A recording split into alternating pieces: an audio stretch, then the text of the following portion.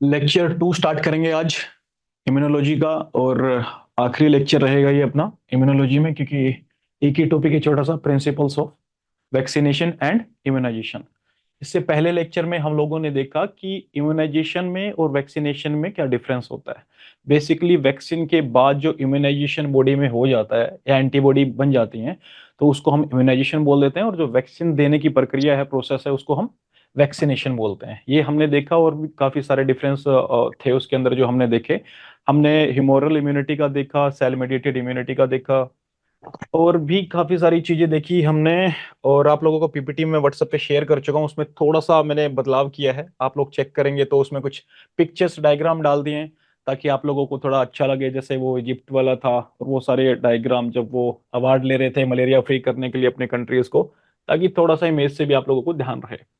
जैसा कि ये पॉइंट हमने स्टार्ट किया था पिछले लेक्चर में, हम डिस्कस कर चुके हैं, कुछ नहीं है, उस पॉइंट से स्टार्ट करना है इसको भी। जेस्टेशन पीरियड जिसमें शॉर्ट रहेगा, उसका जो इम्यून सिस्टम है at the time of birth क्या रहेगा, अंडर डेवलप्ड रहेगा। और जिसमें जेस्टेशन पीरियड ज्यादा रहता है, at the time of birth उसका ऑलमोस्ट फंक्शनल हो जाता है, मतलब इम्यून सिस्टम उसमें डेवलप्ड ही रहता है। बट ऐसा नहीं है कि फुल्ली फंक्शनल है, कुछ टाइम बाद ही होता है फुल्ली फंक्शनल तो। बट अगर हम कंपेयर करें सीधी कॉन्सेप्ट की बात, क्या है, शॉर्ट जेस्टेशन पीरियड मतलब इम्यून सिस्टम भी अंडर डेवलप्ड रहेगा। लॉन्ग जेस्टेशन पीरियड जिसमें है, उसमें इम्यून सिस्टम भी डेवलप्ड रहेगा, ऑल दो वो फुल्ली फंक्शनल नहीं रहेगा हालांकि। अब उसके बाद बात करते हैं development of immune immune system in the mammalian foetus. जो मेमेलियन फीटस होता है, उसमें जो डेवलपमेंट होता है, उसकी एक सीक्वेंस यहाँ पे हम देख रहे हैं कि पहले क्या चीज आएगी, उसके बाद क्या आएगी। कई बार ये एग्जाम में पूछ लिया जाता है। तो सबसे पहले थाइमस। थाइमस सबसे पहले आता है, फर्स्ट लिम्फोइड ऑर्गन है ये to be developed, and it is followed by secondary lymphoid organs. उसके बाद जो भी लिम्फोइड ऑर्गन्स होते हैं उसके बाद आते हैं। मेन बात क्या है याद रखने की, थाइमस सबसे पहले आता है, उसके बाद जो आते हैं नहीं आते हैं उसका नहीं पूछेगा कोई, सबसे पहला वाला ही पूछते हैं, वो क्या है, थाइमस आ जाएगा आपका। उसके बाद इम्यूनोग्लोबुलिन्स जो हैं, these are developed after the appearance of spleen and lymph nodes. जब स्प्लीन आ जाएगा और लिम्फ नोड्स आ जाएंगे, उसके बाद ही क्या, इम्यूनोग्लोबुलिन्स जो हैं वो क्या, दिखना शुरू होंगे या डेवलप होना स्टार्ट हो जाएंगे। आफ्टर दैट इम्यूनोग्लोबुलिन्स के बाद क्या, एंटीबॉडीज आएंगी। Antibodies are found in later stages of the foetal life.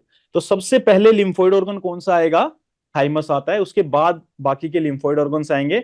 और उसमें मैं बात करूं स्प्लीन और सॉरी, आपका जो इम्यूनोग्लोबुलिन्स हैं वो कब डेवलप होंगे, after the appearance of spleen and lymph node. और उसके बाद आती हैं एंटीबॉडीज। तो ये बात ध्यान रखना आप, इम्यूनोग्लोबुलिन्स के बाद एंटीबॉडीज आती हैं अगर हम बात कर रहे होते हैं मेमेलियन फीटस की। डायरेक्टली ऑब्जेक्टिव में पूछ लिया जाता है कई बार कि मेमेलियन फीटस के अंदर एंटीबॉडीज पहले आएंगी या इम्यूनोग्लोबुलिन्स पहले आएंगे। और इम्यूनोग्लोबुलिन्स पहले तो आएंगे, और वो कौन से लिम्फोइड ऑर्गन्स के दिखने के बाद आना स्टार्ट होंगे या डेवलप होना स्टार्ट होंगे, इम्यूनोग्लोबुलिन्स आपका स्प्लीन और लिम्फ नोड। अब लास्ट में क्या बताना चाह रहे हैं, capability to response to antigens develop after the formation of lymphoid organ. कोई इतना बड़ी बात नहीं है, सिंपल सा पॉइंट है, कुछ खास नहीं है इसमें बताने का। जो मेन फैक्चुअल चीजें थी वो मैंने आपको बताई, उनको ध्यान रखना थोड़ा सा। अब प्राइमरी लिम्फोइड ऑर्गन और सेकेंडरी लिम्फोइड ऑर्गन में डिफरेंस क्या होता है, हम प्राइमरी सेकेंडरी बोल तो रहे हैं, प्राइमरी को प्राइमरी क्यों बोलते हैं, सेकेंडरी को सेकेंडरी क्यों बोलते हैं, कोई बताना चाहेगा? तो छुपा लेता हूं मैं पीछे। बताओ प्राइमरी सेकेंडरी में क्या डिफरेंस होता है, और लिम्फोइड ऑर्गन्स क्यों बोल रहे हैं इनको?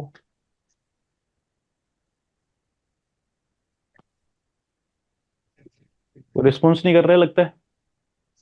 चलिए, प्राइमरी जो लिम्फोइड ऑर्गन्स रहेंगे, उसमें उसको प्राइमरी क्यों बोलते हैं, क्योंकि उसमें क्या होता है, differentiation and maturation of lymphocyte without antigenic stimulation. इसके अंदर कोई एंटीजेनिक स्टिमुलेशन ऐसा नहीं होगा कि एंटीजन को लेकर के प्रोसेस करके वो एंटीबॉडीज निकालना स्टार्ट कर रहे हैं। यहां पे सिंपली डिफरेंशिएशन होगा सेल्स का और मैच्योरेशन होगा, इसलिए इनको हम क्या बोलते हैं, प्राइमरी लिम्फोइड ऑर्गन।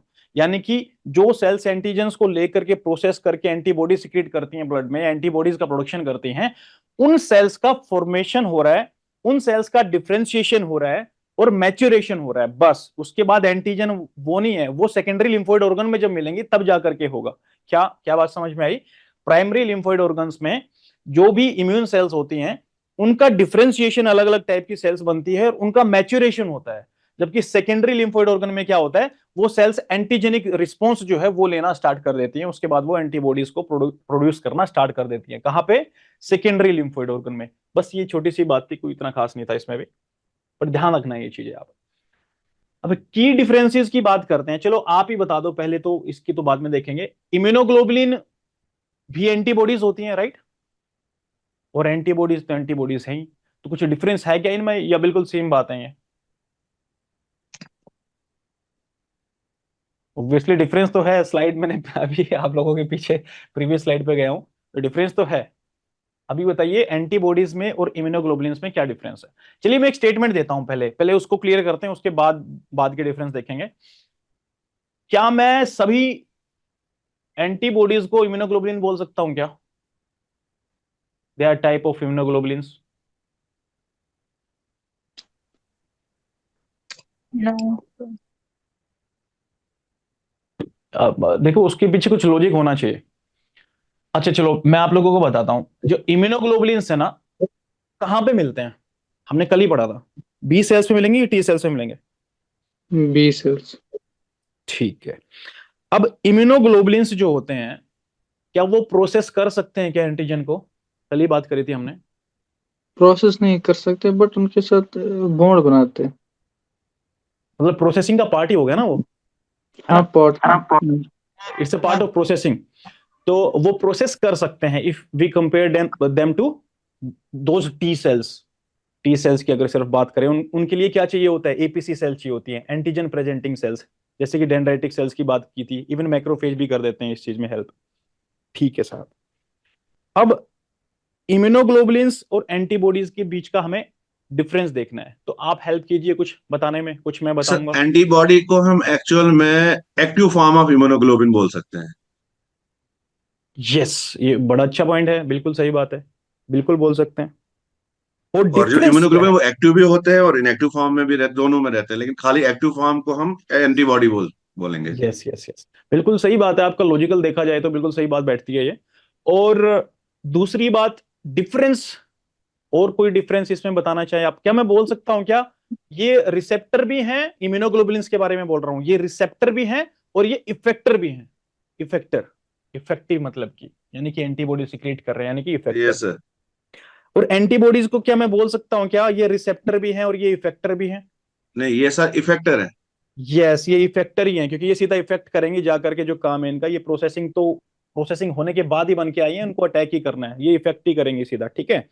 और ये रिसीव नहीं करते हैं कुछ। रिसीव कौन करता है? ये इम्यूनोग्लोबुलिन से रिसीव कर रहे हैं, उसके बाद ये इफेक्टर की तरह काम करते हैं। तो इम्यूनोग्लोबुलिन्स जो है वो इफेक्टर रिसेप्टर दोनों की तरह काम करते हैं, जबकि एंटीबॉडीज तो सिर्फ इफेक्टर के तौर पे ही काम करती है। ठीक है।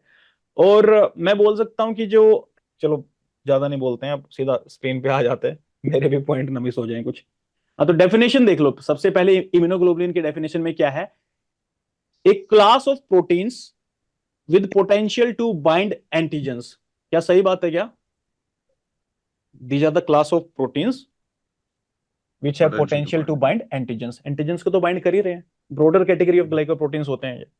ठीक है साहब। एंटीबॉडी में क्या बोलना चाह रहे हैं? A functional form of immunoglobulins, जैसा कि आपने बताया, that bind specifically to antigens. यहां पे कोई डाउट तो नहीं होगा सर, ये एंटीजन दोनों में बोल दिया, क्या हो रहा है? क्लियर है? डाउट हो गया यहाँ पे?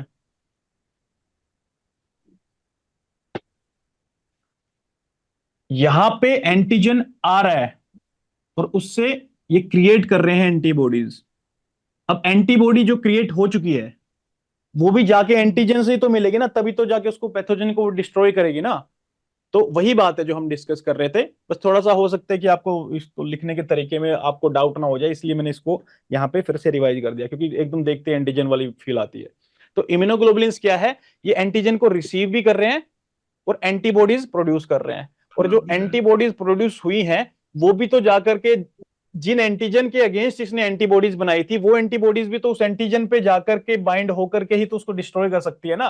तो ये बात बोलना चाह रहा है बस यहाँ पे, होपफुली समझ में आया होगा। अब तो फिर लोकेशन, इम्यूनोग्लोबुलिन जो है वो फंक्शनल फॉर्म नहीं होता हमेशा?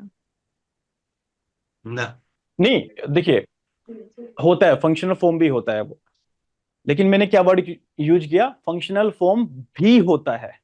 मतलब फंक्शनल फॉर्म तो है ही है, प्लस में एंटीजन को प्रोसेसिंग करने का काम भी कर रहा है बैठ के एक जगह पे, उसके बाद एंटीबॉडी सीक्रेट कर रहा है। आप समझ रहे हैं? जबकि एंटीबॉडी जो है अपने आप में वो क्या, वो तो सीधा अटैक ही कर रही है। ये कुछ कुछ उस तरह से है जैसे हमने वैक्सीनेशन और इम्यूनाइजेशन में डिफरेंस देखा था, कुछ कुछ वैसा डिफरेंस है यहाँ पे। क्लियर है? अभी और पॉइंट पढ़ेंगे ना तो और ज्यादा क्लियर हो जाएगा ऊपर क्या बोलना चाह रहा था। नीचे वाले पॉइंट देखते हैं पहले। अब लोकेशन की बात करते हैं। इम्यूनोग्लोबुलिन्स जो है found as membrane bound on B lymphocytes, B cells के ऊपर ये मेम्ब्रेन के ऊपर मिलते हैं, या फिर इनको सिक्रीट भी किया जा सकता है। समझ में आई बात? तो ये मेम्ब्रेन की फॉर्म में जब है तब तो एक तरह से इनका एक्टिव फॉर्म नहीं बोल सकते in the form of antibodies, तब तो प्रोसेसिंग ही कर रहे हैं, और ये सिक्रीट भी कर सकते हैं। तो दोनों फंक्शन ही कर रहे हैं basically, found as membrane bound या फिर सिक्रीटेड फॉर्म में भी ये मिल सकते हैं। जबकि एंटीबॉडी जो है वो सिर्फ सिक्रीटेड मॉलिक्यूल्स की फॉर्म में ही मिलेगी, ब्लड में या बॉडीली फ्लूइड्स में। ये बात समझ में आई? डिफरेंस समझ में आया ये वाला? चलो नहीं आया तो समझ में और 2 पॉइंट और देखो, और बेहतर समझ में आएगा। अब फंक्शन की बात कर लेते हैं। जो इम्यूनोग्लोबुलिन्स हैं they can act as an receptor और इफेक्टर मॉलिक्यूल। रिसेप्टर क्यों बोल रहा हूं? क्योंकि यहाँ पे मेम्ब्रेन बाउंड की फॉर्म में तो क्या एंटीजन की प्रोसेसिंग ही कर रहे थे, कोई इफेक्ट तो नहीं दिखा रहे थे डायरेक्टली। और ये सिक्रीट होने के बाद क्या इफेक्ट भी दिखाते हैं। तो ये रिसेप्टर भी हैं जो क्योंकि एंटीजन को रिसीव कर रहे हैं, और ये इफेक्टर भी हैं, ये बॉडी में ब्लड में जाकर के सिक्रीट होकर के वो एंटीबॉडीज की फॉर्म में उनको डिस्ट्रॉय भी कर रहे हैं। और सिर्फ एंटीबॉडीज की बात करूं तो क्या वो तो डायरेक्टली अटैक ही कर रहे हैं, इफेक्टर मॉलिक्यूल की तरह काम कर रहे हैं। तो जो मैंने स्टार्टिंग में बात बोली थी, क्या मैं सारी एंटीबॉडीज को पार्ट ऑफ इम्यूनोग्लोबुलिन बोल सकता हूं क्या? हाँ, ये कुछ ये यस सर। बिल्कुल बोल सकते हैं। और सारी एंटीबॉडीज इम्यूनोग्लोबुलिन्स है क्या, ये बोल सकते हैं क्या?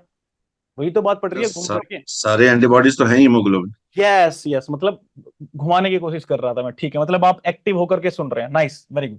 अब आ जाओ लास्ट वाले पे। कॉन्टेक्स्ट क्या है, किस कॉन्टेक्स्ट में यूज करते हैं?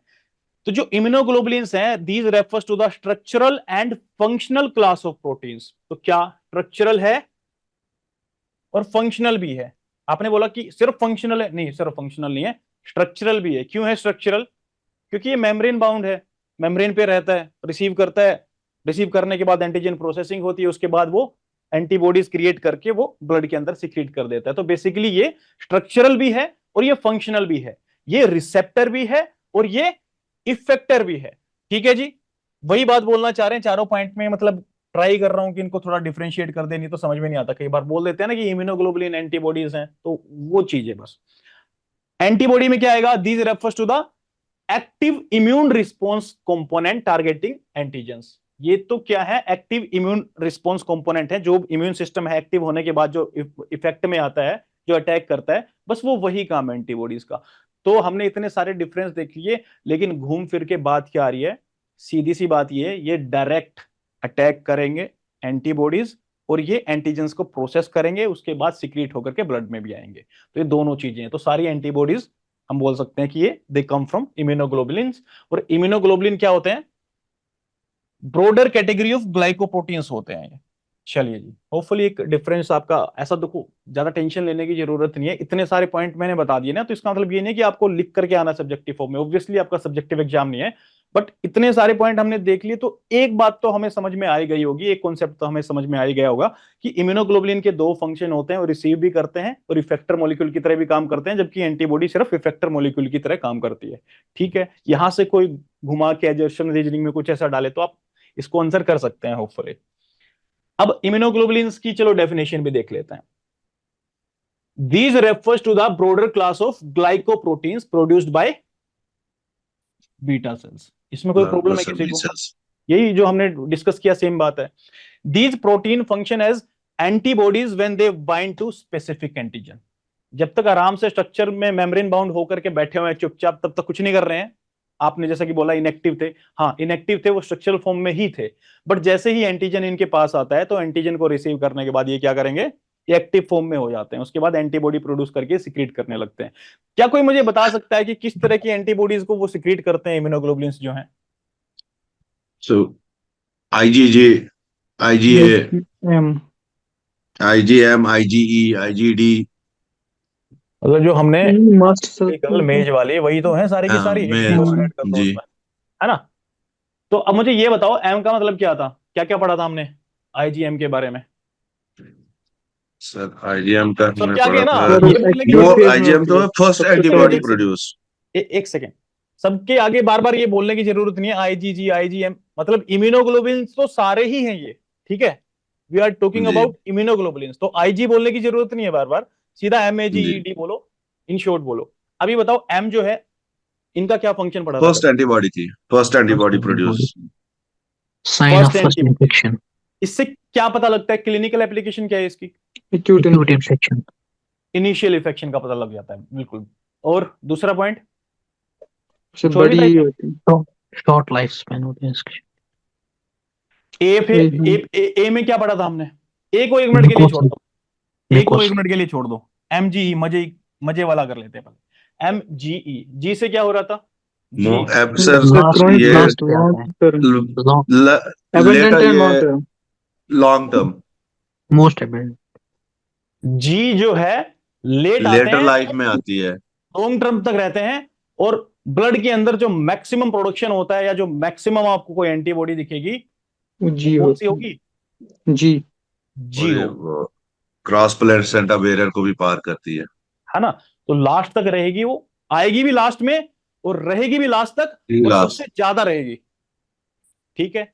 तो जी को थोड़ा जी बोल के रिस्पेक्ट करना है, लास्ट में आ रही है बट लास्ट तक रह रही है, और बहुत ज्यादा प्रोडक्शन होता है इसका, इवन 80% तक ये चली जाती है, बाकी तो 5-10% ऐसे रहती है। चलो अब ई का मतलब ये भी खत्म करते हैं, मजे वाला ई खत्म करते हैं। ई से क्या, सबको पता है, इम्यूनोग्लोबुलिन तो छोड़ दो, इम्यूनोफिलिक सब क्या एलर्जी से एलर्जी को एलिमेंट। एलर्जिक रिएक्शन में या फिर पैरासिटिक इन्फेक्शन अगर है तो उसके अंदर ये काम आती है, ठीक है। ए म्यूकोजल इम्यूनिटी, म्यूकस मेम्ब्रेन में Breast milk म्यूकस से मेम्ब्रेन मिलता कहाँ पे है। बताया था, यूं कर दिया करो एकदम। रेस्पिरेटरी और जीआईटी। रेस्पिरेटरी के बाद क्या, डाइजेस्टिव वाला भी आ जाता है, Breast ठीक है। तो mucus membrane mucosal immunity provide करेगी, कहाँ कहाँ पे करती है वो, रेस्पिरेटरी के अंदर और डाइजेस्टिव सिस्टम के अंदर करती है, ठीक है सर। तो क्लियर है। चलो अब ये इम्यूनोग्लोबुलिन्स के बारे में हमने पढ़ा, अब ये इसके जो टाइप हैं वो तो हमने देख ही लिए, MAGE तो हमने कल ही देख लिया था, और एक डी भी था, ठीक है। इसके बारे में डिस्कस कर लेंगे थोड़ा। अब इम्यूनोग्लोबुलिन्स ये आईजी लगाते हैं सबके आगे, तो उसके बारे में कुछ बात ध्यान रहेगी जो मैंने बताई अभी। Immunoglobulins broader category of glycoprotein है, जो कि बीटा सेल्स के ऊपर मिलती है, या बी सेल्स के ऊपर मिलती है, बीटा मत बोलो, बी सेल्स के ऊपर मिलती है, ब्रॉडर कैटेगरी ऑफ ग्लाइकोप्रोटीन्स है ये। बस इतनी सी बात यहां पे थी। और उसके बाद क्या बोला, these proteins function as antibodies when they bind to specific antigen, यानी कि ये जो इम्यूनोग्लोबुलिन्स हैं, ये क्या, जब एंटीजन के साथ बाइंड करेंगे तो एंटीबॉडीज प्रोड्यूस करेंगे। किस तरह की एंटीबॉडीज, मैंने अभी बताया आपको स्क्रीन पे। अब डी वाली बच गई थी, अपनी डी वाली देख लेते हैं।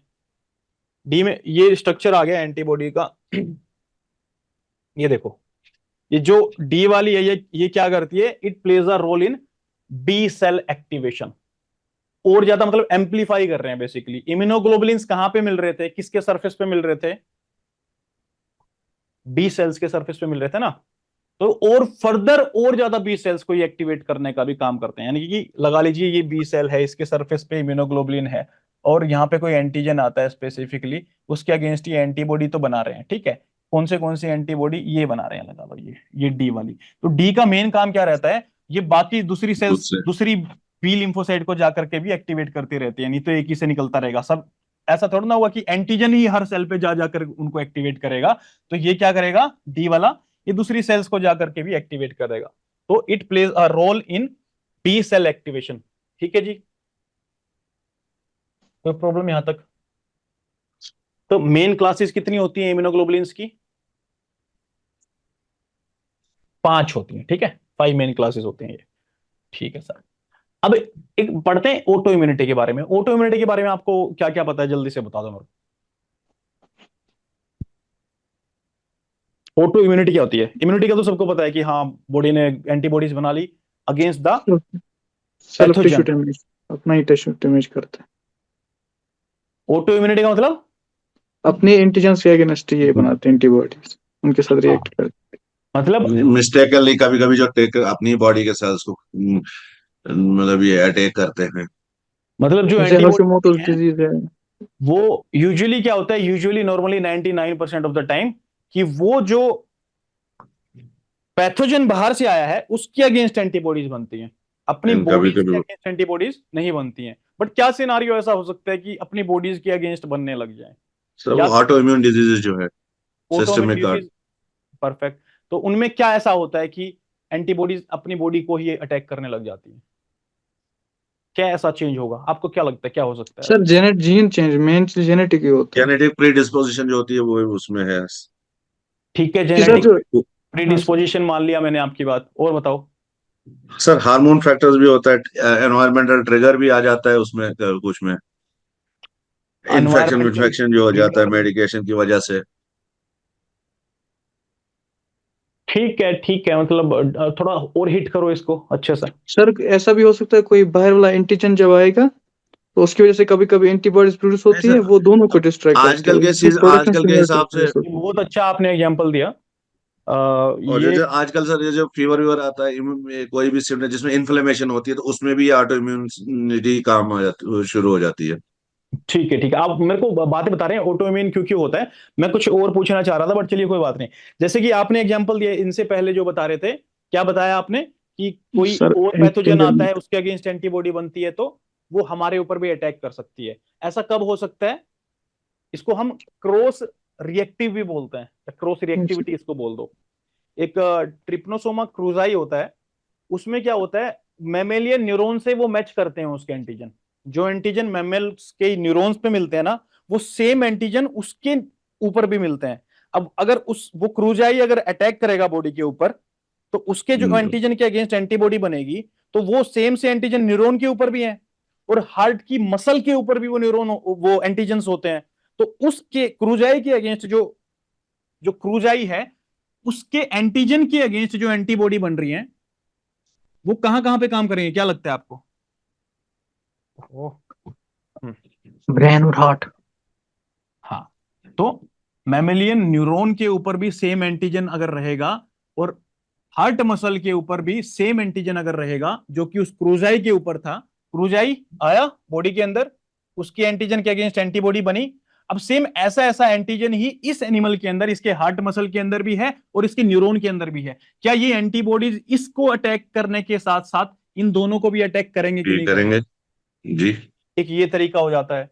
और दूसरा क्या होता है, कोई कोई इसको मिमिक्री भी बोल देता है, लेकिन मिमिक्री थोड़ा दूसरे तरीके से भी समझाते हैं हम लोग। और क्या रीजन हो सकता है, जो हमारे देखो, हमारे अगेंस्ट, बॉडी के अगेंस्ट लगा लो जेनेटिक, कोई कुछ नहीं, आपने जेनेटिक बहुत ब्रॉडर टर्म बोली है, उसमें भी क्यों होता है उसका एक कारण होता है। बट अभी नॉर्मल बात करते हैं, मेरे आप जितने क्लास में बैठे हुए हैं या मैं हूं, आशा ही कर रहा हूं मतलब किसी को प्रॉब्लम नहीं होगी ऐसी, बट हमारे अंदर अभी ऑटो इम्यून सिस्टम क्यों स्टार्ट नहीं हो रहा है?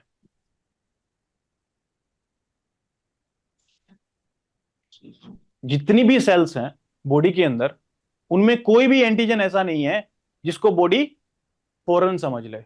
ठीक है, या मैं बोल दूं, जो अपना इम्यून सिस्टम है, अपने बॉडी के जिस जिस पार्ट के साथ वो कनेक्टेड है, जो जो पार्ट उसने देखा है आज तक, उसको वो अपना समझती है। अब अपने बॉडी का कोई टिश्यू डैमेज हो जाता है और वहां से कोई ऐसी चीज निकल करके आती है जो उसने कभी देखी नहीं है, तो क्या फौरन होगा उसके लिए वो, या फिर बॉडी का पार्ट ही होगा? ये कुछ ऐसा, चलो मैं एक छोटे एग्जांपल के साथ बताता हूँ। कोई बच्चा था, ठीक है, उसके मदर के जो भाई हैं, वो काफी टाइम के लिए दूसरी कंट्री में गए थे, जब वो पैदा हुआ था तब से गए हुए थे। उसके मामा जी आते हैं 10 साल बाद, 20 साल बाद, तो क्या वो उनको मामा जी बोलेगा? क्या नहीं, वो बोलेगा ये पता नहीं कौन आ गए हैं। ठीक है, ऐसे ही बॉडी का भी होता है। जो इम्यून सेल्स हैं जितनी जगह पे बॉडी में जा सकती हैं, उन्हीं को तो पहचानती है ना वो। अब कोई टिश्यू में ऐसा डैमेज हो जाता है और वो बाहर निकल के आ जाती है चीज, तो उसको नहीं पहचानती है वो, उसको एकदम से हो जाएगा कि ये तो मैंने कभी देखा ही नहीं है, ये तो फॉरेन है। तो उसके अगेंस्ट भी क्या, ऑटो इम्यून सिस्टम काम करने लगता है। फॉर एग्जाम्पल, आप लोगों ने देखा होगा कि एक आंख का ऑपरेशन करते हैं या एक आंख में इंजरी होती है ना, तो दूसरी आंख से भी अंधा हो जाता है आदमी। कितने लोगों ने सुनी है ये बात, कि अगर एक पे इंजरी हुई है तो कुछ टाइम बाद दूसरी खराब होने लग जाती है? किसी ने नहीं सुनी क्या? कोई तो हाँ बोल दिया करो यार। चलो, नहीं सुनी तो कोई बात नहीं, आज सुन लो, आज बताता हूं आप लोगों को। अगर इंजरी होती है ना एक आंख में, तो वहां से जो डैमेज होता है आई का पोर्शन, वो पर्टिकुलर पार्ट, मेरे को एग्जैक्ट नाम नहीं याद आ रहा, वो स्लाइड में मिल जाएगा, मतलब लेकिन कॉन्सेप्ट देख रहे हैं यहाँ पे, क्या कॉन्सेप्ट देख रहे हैं। अपना टिश्यू डैमेज होने के जो आई रहता है उसमें एक पार्ट डैमेज होने की वजह से कुछ ऐसे केमिकल्स निकलते हैं जिनके अगेंस्ट क्या एपीसी मैक्रोफेज काम करते हैं। कोई भी आलतू फालतू की चीज होगी उनको मैक्रोफेज तो उठा के ले जाएंगे ना। इंजरी हुई, जो भी सब्सटेंसेस रिलीज हुए उनको मैक्रोफेज ने उठाया। और मैक्रोफेज क्या है? Antigen presenting cell. APC cells हैं। तो ये एपीसी सेल्स जो हैं ये बी सेल्स के पास जाएंगे। बी सेल्स के पास क्यों? क्योंकि उनके सरफेस के ऊपर इम्यूनोग्लोबुलिन्स होते हैं जिनका काम ही ये होता है रिसीव करने का, एंटीजन वगैरह प्रोसेस करने का, देखने का। ठीक है, तो ये इन बी सेल्स के पास जाएंगी और ये प्रोसेस्ड होकर के उसके बाद वो बी सेल्स उनको टी सेल्स पे भेजेंगी। और टी सेल्स का क्या काम होता है? वो कुछ नहीं देखते हैं, एक बार ऑर्डर मिल जाए उनको छोड़ेंगे नहीं फिर वो उस चीज को। ठीक है, तो उसके बाद जो वो एंटीजन जो निकला था उस एंटीजन के अगेंस्ट जो एंटीबॉडी बनी है उस आई के पोर्शन को तो डैमेज करेगी करेगी, साथ में जो दूसरी आई है उसके पोर्शन को भी वो डैमेज करेगी। आईज की 3 लेयर्स होती हैं। एक स्क्लेरा होती है आउटर साइड वाली, एक आपकी मिडल लेयर कौन सी होती है? यूविया, और एक थर्ड लेयर होती है मेरे ख्याल में कोरोइड। मेरे ख्याल में क्या होती है, अपना मेन बात क्या है, यूविया जो मिडल लेयर है आई की वो डैमेज होने की वजह से वहां पे एंटीजन निकले थे और वो उनको मैक्रोफेज लेकर के बी सेल्स फिर टी सेल्स और टी सेल्स बन चुकी हैं बॉडी के अंदर। और वो जो टी सेल्स हैं अब वो सेम यूविया मिडल लेयर तो यहाँ पे भी मिलेगी, दूसरी आंख के अंदर भी मिलेगी, तो वो उस आंख को भी डैमेज करना स्टार्ट कर देते हैं। क्या? उस आंख को भी डैमेज करना स्टार्ट कर देते हैं। बस ये बात आपको बताना चाह रहा था। स्क्रीन काम नहीं कर रही है काफी देर से लगता है। हाँ चलो स्टार्ट तो हो गया, टाइम हो गया, बचा लिया, नहीं तो सारे पॉइंट ऐसे बताने पड़ते हैं मेरे को। हाँ ये एग्जांपल यहाँ पे लेंस प्रोटीन का दिया हुआ है। When lens protein escape due to eye trauma they can induce auto antibodies leading to sympathetic ophthalmia. Sympathetic क्यों बोलते हैं? जो सिंपैथाइजिंग आई होती है ना दूसरे वाली, यहाँ पे इस आई में सर्जरी हुई है तो दूसरे वाली आई की बात कर रहा है ये सिंपैथाइजिंग आई बेचारी। ठीक है, इस पे सिंपैथी आ जाएगी आपको, इसने तो कुछ किया ही नहीं था लेकिन इसके अगेंस्ट भी एंटीबॉडी बन करके इस आंख को भी क्या खराब कर देंगे। तो इन सर्जरीज में ड्यूरिंग द सर्जरी भी ये प्रॉब्लम होती है। ऐसा नहीं कि ट्रोमा हुआ है तो ही होगा, अगर सर्जरी कर दिया और ये टिश्यू डैमेज होकर के आगे चला गया है तो उसमें दूसरी आई को भी खराब होने के पूरे पूरे चांसेस होते हैं। तो उसके लिए क्या कर सकते हैं हम? क्या ले सकते हैं? कोर्टिकोस्टेरॉइड्स ले सकते हैं। क्या काम होता है उनका? जो अपना इम्यून सिस्टम होता है उसको दबा करके रखता है वो। सप्रेस करने का। तब तक वो जितने सब्सटेंसेस वगैरह हैं वो निकल जाएंगे, एंटीबॉडीज को ब्रेक करने का हम कुछ देते रहेंगे। तो मेन बात क्या है ऑटो इम्यून में? इसकी हेडिंग तो देख लें एक बार, break down of immune tolerance to self antigens. ठीक है, अब सेल्फ एंटी वो तो वही बात है, मतलब अपने खुद के एंटीजन के अगेंस्ट काम कर रहा है। और जो ये पॉइंट दिख रहा है यहाँ पे, आप स्क्रीन पे देख सकते हो, हिडन और सिक्वेस्ट्रेटेड एंटीजेंस। हिडन का मतलब क्या हुआ? अब आग तो पहले थी, उस आग के अंदर सेल भी पहले थी और वो केमिकल भी पहले था, तब तो कुछ नहीं निकल रहा था, तब तो इम्यून सेल्स अटैक नहीं बोल रही थी। बट जैसे ही वो उस लेयर से बाहर निकल करके आएगा तो दिक्कत होगी। ये बात समझ में आई? मैं जो बोलना चाह रहा हूं वो मामा जी वाला एग्जांपल दिया था, क्या मतलब था उसका? जहां जहां पे इम्यून सेल्स जा सकती हैं, जो जो साइट पे एक्सेस है उनको, उसी को तो अपना समझेंगी ना। जो उन्होंने आज तक देखा ही नहीं है कभी और एकदम से ट्रॉमा होने के बाद कोई नई चीज निकल के आ रही है खुद की बॉडी से, तो वो तो फॉरेन एंटीजन की तरह ही लेंगे उसको। तो उससे क्या? उससे ऑटो इम्यूनिटी हो सकती है। और दूसरा ये हाँ जैसा स्किन ग्राफ्ट करते हैं हम अपनी स्किन, स्किन ग्राफ्टिंग में होती है, इवन ऑर्गन ट्रांसप्लांटेशन में भी होती है। में भी होती है। चलिए सर, ऑर्गन ट्रांसप्लांट हम दूसरे से, लेकिन स्किन ग्राफ्टिंग में कभी अपनी बॉडी से उठाते हैं ना। ओ सॉरी, हाँ बर्न। स्किन अपनी बॉडी का ही बोल रहे हैं आप तो। ठीक है ठीक है, हाँ अपनी खुद की बॉडी पे भी रिजेक्ट कर देती है कई बार। अब इससे बढ़िया क्या एग्जांपल हो सकता है? आपने तो बिल्कुल बेस्ट एग्जांपल उठा के दे दिया, अपनी खुद की बॉडी को ही रिजेक्ट कर देती है भाई। क्यों? क्योंकि कुछ ऐसे केमिकल से रिलीज होते हैं, ऐसे सब्सटेंसेस निकल करके आते हैं, तो उनको बॉडी की जो इम्यून सेल्स होती है उन्होंने उनको कभी देखा नहीं होता, तो उससे वो उसको एज एन फॉरेन पार्टिकल या फॉरेन सब्सटेंस मानने लगती है, उसको एंटीजन एज एन एंटीजन देखती है, उसके अगेंस्ट वो एंटीबॉडी प्रोड्यूस करना स्टार्ट कर देती है।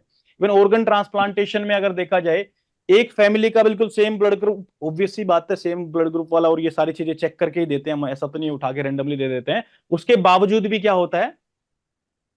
फेलियर हो रिजेक्ट जाता है। कर, फेलियर। और इसमें है ना, आपको एक हाइपर सेंसिटिविटी आप लोगों ने पढ़ा होगा टाइप 1 2 3 4 करके, कौन सी टाइप की हाइपर सेंसिटिविटी है यहां पे प्रॉब्लम क्रिएट करती है? 1 2 3 4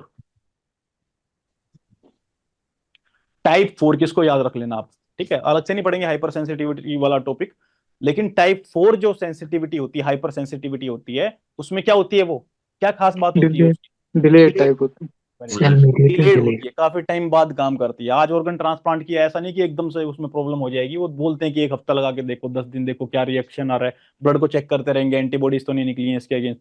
तो ये सारी चीजें होती हैं इसमें। तो ये ऑटो इम्यूनिटी में आपको हिडन वाला समझ में आया, या सिक्वेस्ट्रेटेड, मतलब सिक्वेस्ट्रेटेड क्या होता है, यूं दबा करके रखा हुआ है, रिमूव्ड रिमूव्ड या निकाला हुआ यूं बिल्कुल छिपा करके रखा हुआ है, सिक्वेस्ट्रेटेड करके या हिडन करके रखा हुआ है, जो इम्यून सेल्स ने कभी देखा ही नहीं है। जैसे टिश्यू डैमेज होता है, कोई ट्रोमा होता है, वो ब्लड में आता है, तो उनको इम्यून सेल्स को लगता है ये तो कोई नई चीज आ गई है, ठीक है जी। और ऐसा ही एक सेम एग्जांपल है हेपेटाइटिस का। इसमें क्या होता है, क्रोनिक हेपेटाइटिस में स्पेशली डॉग्स की यहां पे बात कर रहे हैं, इनके अंदर क्या होता है, ऑटो एंटीबॉडीज बनना स्टार्ट कर जाती हैं, जो कि टारगेट करेंगे किसको, जो मेम्ब्रेन प्रोटीन होते हैं लीवर के, जो प्रोटीन्स मिलेंगे लीवर के मेम्ब्रेन के ऊपर, लीवर के सेल्स की मेम्ब्रेन के ऊपर, उनको वो टारगेट करना स्टार्ट कर देती है। लेंस प्रोटीन वाला ध्यान रख लेना इसको, है ना। इसका एग्जांपल है, ये ऑटो इम्यूनिटी का एग्जांपल है। और कहाँ प्रॉब्लम होती है, कौन से टाइप की, अगर हाइपर सेंसिटिविटी कोई पूछे तो टाइप 4 डिलेड हाइपर सेंसिटिविटी इनके अंदर होती है। चलिए जी, अब antigen formation by molecular change. अगर आपकी बॉडी के अंदर जो मॉलिक्यूल्स हैं वही अल्टर कर जाएं, तो इम्यून सेल्स की क्या गलती है, ये बताओ। उन्होंने बोला बॉडी के अंदर है ए बी और सी, ठीक है, ये बॉडी का पार्ट है। जब से इम्यून सेल्स बनी है सेकेंडरी लिम्फोइड ऑर्गन से, वो प्राइमरी लिम्फोइड ऑर्गन से मैच्योर डिफरेंशिएट होके, वो तब से देखती आ रही है, भैया ए बी सी अपनी बॉडी का पार्ट है, इसको छेड़ना मत। वो बोलते हैं ठीक है, कुछ नहीं करेंगे। अब ये एक ही जगह जेड बन जाएगा, तो इनकी क्या गलती है, इनके लिए तो फॉरन ही हो जाएगा ना, वो उनको तो लगेगा कि ये तो कुछ और फॉरन चीज आ गई है बिल्कुल। तो उसके लिए क्या, वो भी वहां पे भी उस वजह से भी ऑटो इम्यूनिटी हो सकती है। इसका एग्जांपल दिया हुआ है आपने, इम्यूनो कॉन्ग्लूटिनिन्स इसका एग्जांपल है, antibodies produced against the complement component during complement activation. अब ये कॉम्प्लीमेंट वाला पता है किसी को क्या होता है, ब्लड के अंदर घूमते सर वो रहते हैं अभी। कम्प्लीमेंट प्रोटीन्स का एक कैस्केड स्टार्ट होता है। परफेक्ट। ये वो कैस्केड तो आप प्रोसेस बता रहे हो, उसका काम क्या होता है, अपन यहाँ पे सिर्फ देख रहे हैं। कॉम्प्लीमेंट है, ये 50 के आसपास प्रोटीन होते हैं इसमें अलग अलग तरह के, इनसे कॉम्प्लीमेंट बनता है, ठीक है। और इसका काम क्या होता है, इसका काम ये होता है, जो भी एंटीजन ब्लड के अंदर होता है ना, उसको वो, ये एंटीजन है ब्लड में, उसकी कवरिंग करना स्टार्ट कर देगा, ये यूं कवर करके उसको कैच कर लेगा, एंटीजन को क्या कर लेगा, कैच कर लेगा ऐसे। और इस प्रोसेस को क्या बोलते हैं, लिखा नहीं होगा, चाहो तो लिख लेना आप। जो कॉम्प्लीमेंट सिस्टम है, 50 तरह के प्रोटीन का बनता है, ब्लड में घूमता रहता है, उसको कोई भी एंटीजन दिखता है तो क्या करता है, वो उसको कोटिंग कर लेता है चारों तरफ से, पकड़ लेता है उसको एंटीजन को, और पकड़ के क्या करता है, कुश्ती खेलता है उसके साथ, नहीं, वो मैक्रोफेज जो होती हैं उनके अंदर डाल देता है। यानी कि जो एपीसी सेल्स हैं, एंटीजन प्रेजेंटिंग सेल्स हैं, उनकी हेल्प कर रहा है कि नहीं कर रहा, बोल सकते हैं ना कि ये जो कॉम्प्लीमेंट है, ये कॉम्प्लीमेंट सिस्टम जो है, ये उनकी हेल्प करता है, उनकी हेल्प करता है क्या करने में, एंटीजन को पकड़ लिया और एपीसी सेल्स के पास लेकर के चला गया कौन, कॉम्प्लीमेंट जो सिस्टम अपना, जो कि 50 तरह के अलग अलग प्रोटीन का बना होता है। अब ये कॉम्प्लीमेंट जब एंटीजन को यूं कैच करता है, पूरा चारों तरफ से कवर कर लेता है, तो इस प्रोसेस को बोलते क्या है, कोई बताएगा मुझे, याद आया कुछ। ऑप्शनाइजेशन। Yes, Opsonization. ऑप्सोनाइजेशन बोलते हैं इसको, क्या, इसको हम ऑप्सोनाइजेशन बोलते हैं, जब कॉम्प्लीमेंट सिस्टम जो होता है एंटीजन को चारों तरफ से कवर कर लेता है। उसका बेनिफिट क्या मिल रहा है हमें, कि वो हेल्प कर रहा है एपीसी सेल्स को उस एंटीजन को रिप्रेजेंट करने के लिए, कहां पे, बी सेल्स के इम्यूनोग्लोबुलिन्स के पास लेकर के जाएगा, जो कि एज एन रिसेप्टर काम करेंगी, फिर एंटीबॉडी सिक्रीट करके एज एन इफेक्टर काम करना स्टार्ट कर देंगी। ठीक है, समझ में आया बात। चलिए जी, अभी यहाँ पे देख रहे हैं मोलिकुलर मिमिक्री, क्रॉस रिएक्टिविटी, जो मैंने आपको बताया था, आपने भी बताया था कि सर अगर कोई और पैथोजन आ जाए, वो हमारी बॉडी जैसा दिख रहा हो, तो बॉडी को अटैक करेगी कि उसको अटैक, दोनों को अटैक करेगी, ठीक है। तो मोलिकुलर मिमिक्री क्या हुई, क्रॉस रिएक्टिविटी जो मैंने आपको बताया था वही है इसका मतलब, ठीक है। तो सिमिलैरिटीज बिटवीन इन्फेक्शियस एजेंट जो कि बाहर से आया है, एंड सेल्फ एंटीजन जो बॉडी के अंदर एंटीजन है वो, और जिस भी पैथोजन ने आपको इन्फेक्ट किया है उसका एंटीजन, उसकी सरफेस के ऊपर जो एंटीजन है वो, बॉडी का एंटीजन प्लस में पैथोजन का एंटीजन, वो सेम सेम है। अब इस पैथोजन के अगेंस्ट अगर एंटीबॉडीज बन रही है, वो बॉडी को भी अटैक करेंगी। इसका एग्जांपल क्या है, ट्रिपनोसोमा क्रोजाई। इस ट्रिपनोसोमा क्रोजाई के ऊपर जो एंटीजन होता है ना, ठीक वैसा वैसा एंटीजन मैमल्स की इसकी न्यूरॉन पे और हार्ट मसल्स के ऊपर भी मिलता है। तो एंटीबॉडीज अगर इसके ऊपर लगा लीजिए, ए टाइप का एंटीजन है, यहां से एंटीबॉडी निकली है ए को खत्म करने के लिए, और सेम ही एंटीजन है मैमेलियन न्यूरॉन्स के अंदर और हार्ट मसल के अंदर, तो क्या ये सेम एंटीबॉडी जो ए एंटीजन वालों को मार रही है, तो ये न्यूरॉन्स को नहीं डैमेज करेगी, हार्ट मसल को नहीं डैमेज करेगी? तो यही मोलिकुलर मिमिक्री के बारे में बताना चाह रहे हैं। इसमें मोलिकुलर मिमिक्री का मतलब सेम एक्टिंग करके दिखा रहा है। जो मोलिक्यूल आया है, जो पैथोजन है, जो एंटीजन है पैथोजन के ऊपर, वो किसकी तरह सेम एक्टिंग कर रहे हैं?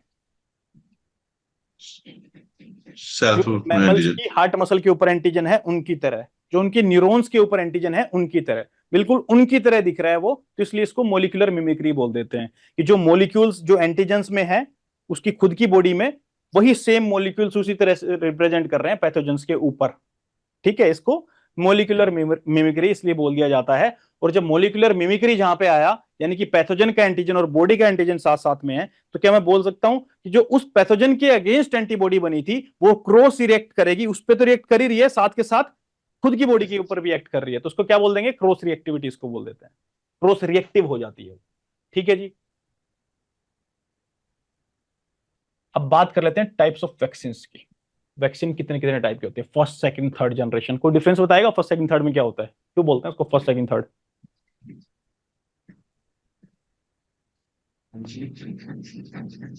बताओ भाई। चलो देखते हैं बाद में। फर्स्ट जनरेशन जो है इसको हम कन्वेंशनल बोलते हैं, सुविधाजनक होता है, बहुत ही आसान तरीके से बन जाता है। क्यों? इसमें वो लाइव एटेन्यूएटेड होती है। पहले ये देख लो एक बार इसके एग्जांपल, क्योंकि इनको समझेंगे उन पे ज्यादा फोकस आएगा, वो क्वेश्चन कोई पूछता नहीं है वैसे। लाइव एटेन्यूएटेड, इनएक्टिवेटेड और टोक्सोइड और बैक्टीरियंस, ये चार किस में आएंगे? ये आपके फर्स्ट जनरेशन में आ रहे हैं। क्वेश्चन ये आ सकता है, क्वेश्चन जो बन सकता है कि फर्स्ट जनरेशन में इनमें से कौन सा फर्स्ट जनरेशन की वैक्सीन है, इनमें से कौन सी फर्स्ट जनरेशन या सेकंड जनरेशन की या थर्ड जनरेशन की है, ये जो टाइप है ये थर्ड जनरेशन का है कि फर्स्ट टाइप का है, तो थोड़ा सा ये आपको ध्यान रखना पड़ेगा। सेकंड जनरेशन जो है उसमें क्या आती है? सब यूनिट्स आती हैं, पेप्टाइड आती हैं। पेप्टाइड का मतलब हम खुद से बना रहे हैं, वो वाला पेप्टाइड जो जुड़ जुड़ के बनता है अमीनो एसिड से। ठीक है, सब यूनिट, पेप्टाइड, कॉन्जुगेट और एंटी इडियोटाइपिक, ये सारे के सारे सेकंड जनरेशन के अंदर आएंगी। इन ये आपको याद करना है, ये ज्यादा समझने की जरूरत नहीं है, जो समझाने का इसमें आगे स्लाइड्स के ऊपर है उनको अच्छे से डिटेल में समझा देंगे। ठीक है, थर्ड जनरेशन में रिकम्बिनेंट आती हैं।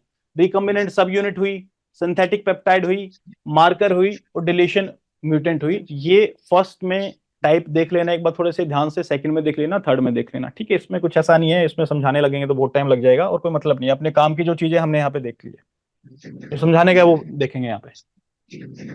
अब लाइव एटीन्यूएटेड वैक्सीन के बारे में बात करते हैं। लाइव एटीन्यूएटेड का मतलब कल भी हमने डिस्कस किया था, मतलब जो लाइव तो है वो, बट वो एटीन्यूएटेड, उसकी जो पैथोजेनिसिटी है वो हमने विरुलेंस जो है वो थोड़ी कम कर दी है। ठीक है जी, एटीन्यूएट कर दिया है उसको, थोड़ा कम कर दिया है उसको, जो उसका अगर, क्योंकि सेम ही उसकी पैथोजेनिसिटी रहेगी तो फिर डायरेक्ट बैक्टीरिया से इन्फेक्ट करवा लो, वैक्सीन की क्या जरूरत पड़ेगी, है ना। अब ये देखो ये क्या बोलना चाह रहा है यहाँ पे, pathogen virulence is reduced while maintaining immunogenicity. भाई विरुलेंस तो आपने रिड्यूस कर दिया है, मेक श्योर कि इम्यूनोजेनिसिटी रिड्यूस ना हो। एंटीजन के अगेंस्ट जो एंटीबॉडी बन रही थी वो वैसे की वैसी एंटीबॉडी बननी चाहिए, ऐसा नहीं है आपने उसको विरुलेंस कम कर दिया और इम्यूनोजेनिसिटी भी कम होगी। तो दो बातें क्या है, विरुलेंस को कर दिया कम, बट वी मेक श्योर कि इम्यूनोजेनिसिटी जो है, जो उससे इम्यून रिस्पॉन्स जो आएगा उसके एंटीजन से जो हमने फाइनली बनाया है, उसमें कोई कमी नहीं आनी चाहिए। अब दूसरा पॉइंट सुनो, achieve through unnatural host adaptation और कोल्ड अडेप्टेशन। इसका मतलब क्या हुआ? होस्ट अडेप्टेशन और कोल्ड अडेप्टेशन। देखो कुछ चीजें ऐसी होती हैं, आप थोड़ी सी कॉमन सेंस लगाओगे ना, आपको खुद ही आंसर मिल जाएगा, वर्ड्स के अंदर ही छिपा होता है आंसर। इसलिए मैं थोड़ा होल्ड कर जाता हूं, नहीं तो मैं तो बोल के निकल जाऊंगा एक सेकंड में। अब बताओ इसका मतलब क्या है? अननेचुरल होस्ट अडेप्टेशन और कोल्ड अडेप्टेशन करने से कैसे इसकी विरुलेंस कम हो रही है?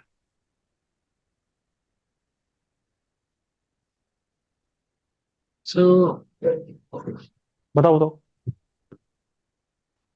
गलत बता दोगे कोई प्रॉब्लम नहीं है, मैं भी गलत बोल देता हूँ कई बार, क्या हो गया, तो ज्यादा टेंशन नहीं लेने का, अपना जो भी आ रहा है दिमाग में बोलो। चलो, अडेप्टेशन का मतलब क्या होता है? एज पर सिचुएशन को तुम एज पर सिचुएशन अपने आप को अडेप्ट कर लेना, सही बात है। फॉर एग्जाम्पल मैं क्या प्रैक्टिकल एग्जाम्पल दूं आपको इसका, चलो इतना प्रैक्टिकल नहीं है बट आ जाएगी बात समझ में। लगा लो मैं ही हूं और मैं चला जाता हूं किसी ठंडी कंट्री में, रशिया चला जाता हूं मैं, बहुत ठंड है वहां पे। मेरी बॉडी वहां पे 20 साल से झेल रही है उस चीज को, मेरी 2-3 जनरेशन हुई है। जो 2-3 जनरेशन बाद जो बच्चा आता है वो अडेप्टेड हो चुका है ठंड के लिए, उसके जीन्स भी थोड़े चेंज हो चुके हैं, अल्टर हो चुके हैं, उसकी बॉडी उसकी फिजियोलॉजी पूरी चेंज हो चुकी है, ठीक है। हालांकि जनरेशन में बात बोल दी, सिर्फ फिजियोलॉजी को लेकर के चलोगे वो मेरी भी चेंज हो जाएगी। अगर जेनेटिक्स बेसिस पे बात ना करें तो फिजियोलॉजी तो मेरी एक ही जनरेशन में चेंज हो जाएगी। उसके बाद वो इंडिया आते हैं तो उनको गर्मी ज्यादा लगेगी, वो ठंड के लिए तो अडेप्ट हो गए हैं बट वो क्या गर्मी के लिए अडेप्ट है क्या?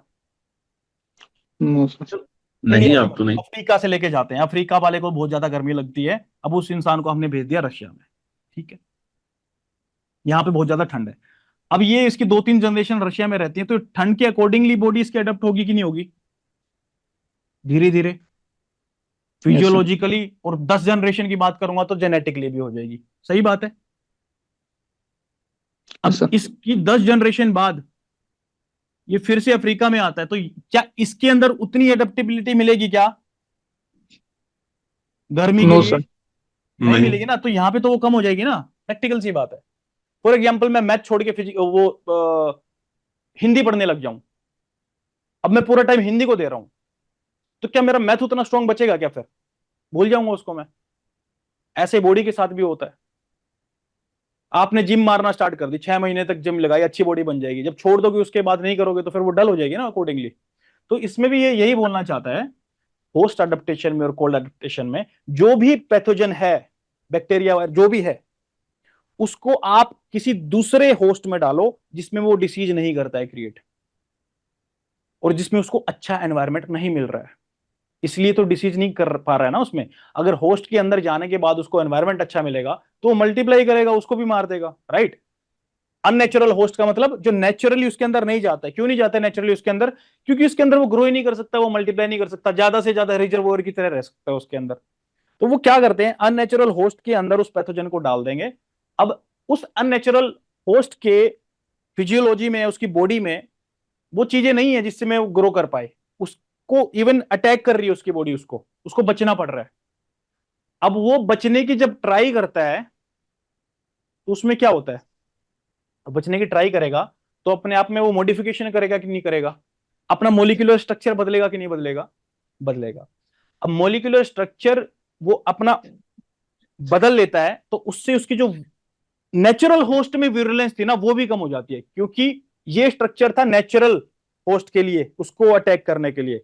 अब अननेचुरल होस्ट में डाल दिया, उस होस्ट के अकॉर्डिंगली अपने आप के स्ट्रक्चर को ये थोड़ा चेंज कर रहा है बचने के लिए उस होस्ट से। अननेचुरल होस्ट है ये, ठीक है। अब ये स्ट्रक्चर चेंज हो गया है, ये स्ट्रक्चर नेचुरल होस्ट को उतना ज्यादा विरुलेंस नहीं दे पाएगा, मतलब उतनी ज्यादा पैथोजेनिसिटी नहीं बचेगी इसकी अपने नेचुरल होस्ट के लिए भी, क्योंकि इसका स्ट्रक्चर बदल चुका है दूसरे होस्ट में जाने के बाद, ठीक है। वैसे ही कोल्ड अडेप्टेशन में भी होता है। इसको इतने ठंडे में रखते हैं, इतना ठंडे में रखते हैं, इसमें कोल्ड शॉक प्रोटीन आने लग जाते हैं, पता नहीं क्या क्या सुपर पावर आ जाती है, लेकिन किससे बचने के लिए? ठंड से बचने के लिए। किससे बचने के लिए? ठंड से बचने के लिए, क्योंकि वो अपने आप को अडेप्ट किसके अकॉर्डिंगली कर रहा है, वो बहुत ज्यादा ठंड में रखा जा रहा है, उसको कोल्ड में रखा जा रहा है, कोल्ड अडेप्टेशन उसको बोलते हैं। तो अपना स्ट्रक्चर चेंज कर लेगा उसके लिए वो, और जब वो स्ट्रक्चर चेंज करता है ना तो उसकी उतनी पैथोजेनिसिटी नहीं बचती है नेचुरल होस्ट को कि वो डिसीज कर पाए। बट इस चीज का हम मेक श्योर करते हैं। अब आप लोगों के दिमाग में क्वेश्चन आ रहा होगा कि सर मोलिकुलर स्ट्रक्चर चेंज हुआ तो एंटीजन भी चेंज हो जाएगा, फायदा? एंटीजन चेंज हो जाएगा, नहीं रखेंगे। जिनका नहीं चेंज होगा और अंदर का मोलिकुलर स्ट्रक्चर चेंज हो गया जिसकी वजह से विरुलेंस कम हो गया, उनको रखेंगे, उनको मल्टीप्लाई करवाएंगे हम, ठीक है। ये बात समझ में आई? तो वो जो ये लाइव है कि नहीं मेरे को ये बता दो बस, ये लाइव है या मर गए हैं? ये लाइव है। ये तो लाइव है। लाइव है। तो अब इनको हम उस इनके नेचुरल होस्ट में डालेंगे जो नेचुरल होस्ट हुआ करते थे, तो उनके अंदर जाके रेप्लिकेट करेंगे कि नहीं करेंगे अगर लाइव है तो? सर करेंगे रेप्लिकेट, बट ये टॉक्सिक नहीं तब होंगे। रेप्लिकेट तो करेंगे ना yes sir. Antigen yes sir, replicate तो सारा। करेंगे। सॉरी, रेप्लिकेट तो करेंगे वही ना सर। यस यस, तो रेप्लिकेट वो करेंगे। तो क्या हमें बूस्टर डोज देने की जरूरत पड़ेगी क्या उस वैक्सीन की जो लाइव एटीन्यूएटेड है? No sir. No sir. उसका डिसएडवांटेज क्या हो सकता है, सबसे खतरनाक बात जो आप सोच सकते हो, सबसे खतरनाक? तो दोबारा से वो स्ट्रक्चर अटेन कर लेगा, दोबारा से पैथोजेनिसिटी यस, अगर वो एंटीजेनिसिटी, वो उसका स्ट्रक्चर फिर से वैसा बन गया तो फिर बड़ी प्रॉब्लम हो जाएगी। क्यों बड़ी प्रॉब्लम क्यों हो जाएगी? डिजीज फिर तो नेचुरल बनेगा ना जैसा था। पूरी बॉडी में जा चुके हैं, उसके रेप्लिकेट कर चुके हैं, हर जगह पे रेप्लिकेटेड है। आप समझ रहे हो बात मेरी? हालांकि अब लाइव एटीन्यूएटेड में दो तीन चीजें, अब हम कहानी देने लगेंगे तो इस पे 1 घंटा लग जाएगा। तो मेन बात ये है, अपना लाइव एटीन्यूएटेड में लाइव ऑर्गेनिज्म को यूज करते हैं और इसकी इम्यूनोजेनिसिटी बनी रहनी चाहिए, इसका मेक श्योर करते हैं, और इसकी विरुलेंस कम हो जानी चाहिए। दो तरीकों से करते हैं, कोल्ड अडेप्टेशन से और अननेचुरल होस्ट में डाल करके। जब उसके अकॉर्डिंग वो अडेप्ट होना स्टार्ट करता है तो उसका विरुलेंस खत्म हो जाती है। एंड वी मेक श्योर जिनकी विरुलेंस खत्म है और इम्यूनोजेनिसिटी यानी कि एंटीजन वैसे का वैसा है, उनको हम होस्ट बॉडी में डाल करके रेप्लिकेट करवाते हैं। रिस्क क्या है, डिसएडवांटेज क्या है, ये फिर से क्या कर सकते हैं, अपना स्ट्रक्चर बदल बदल के ये रिस्क ऑफ रिवर्जन रहता है, ये फिर से विरुलेंट हो सकते हैं। ठीक है, और इनको कोल्ड चेन चाहिए होती है ट्रांसपोर्ट करने के लिए, ये एक डिसएडवांटेज है। क्यों है ये डिसएडवांटेज? क्योंकि लाइव ऑर्गेनिज्म है ना यार, लाइव ऑर्गेनिज्म है, मर जाएगा उसको सही से टेम्परेचर नहीं दोगे तो। एडवांटेज में क्या है?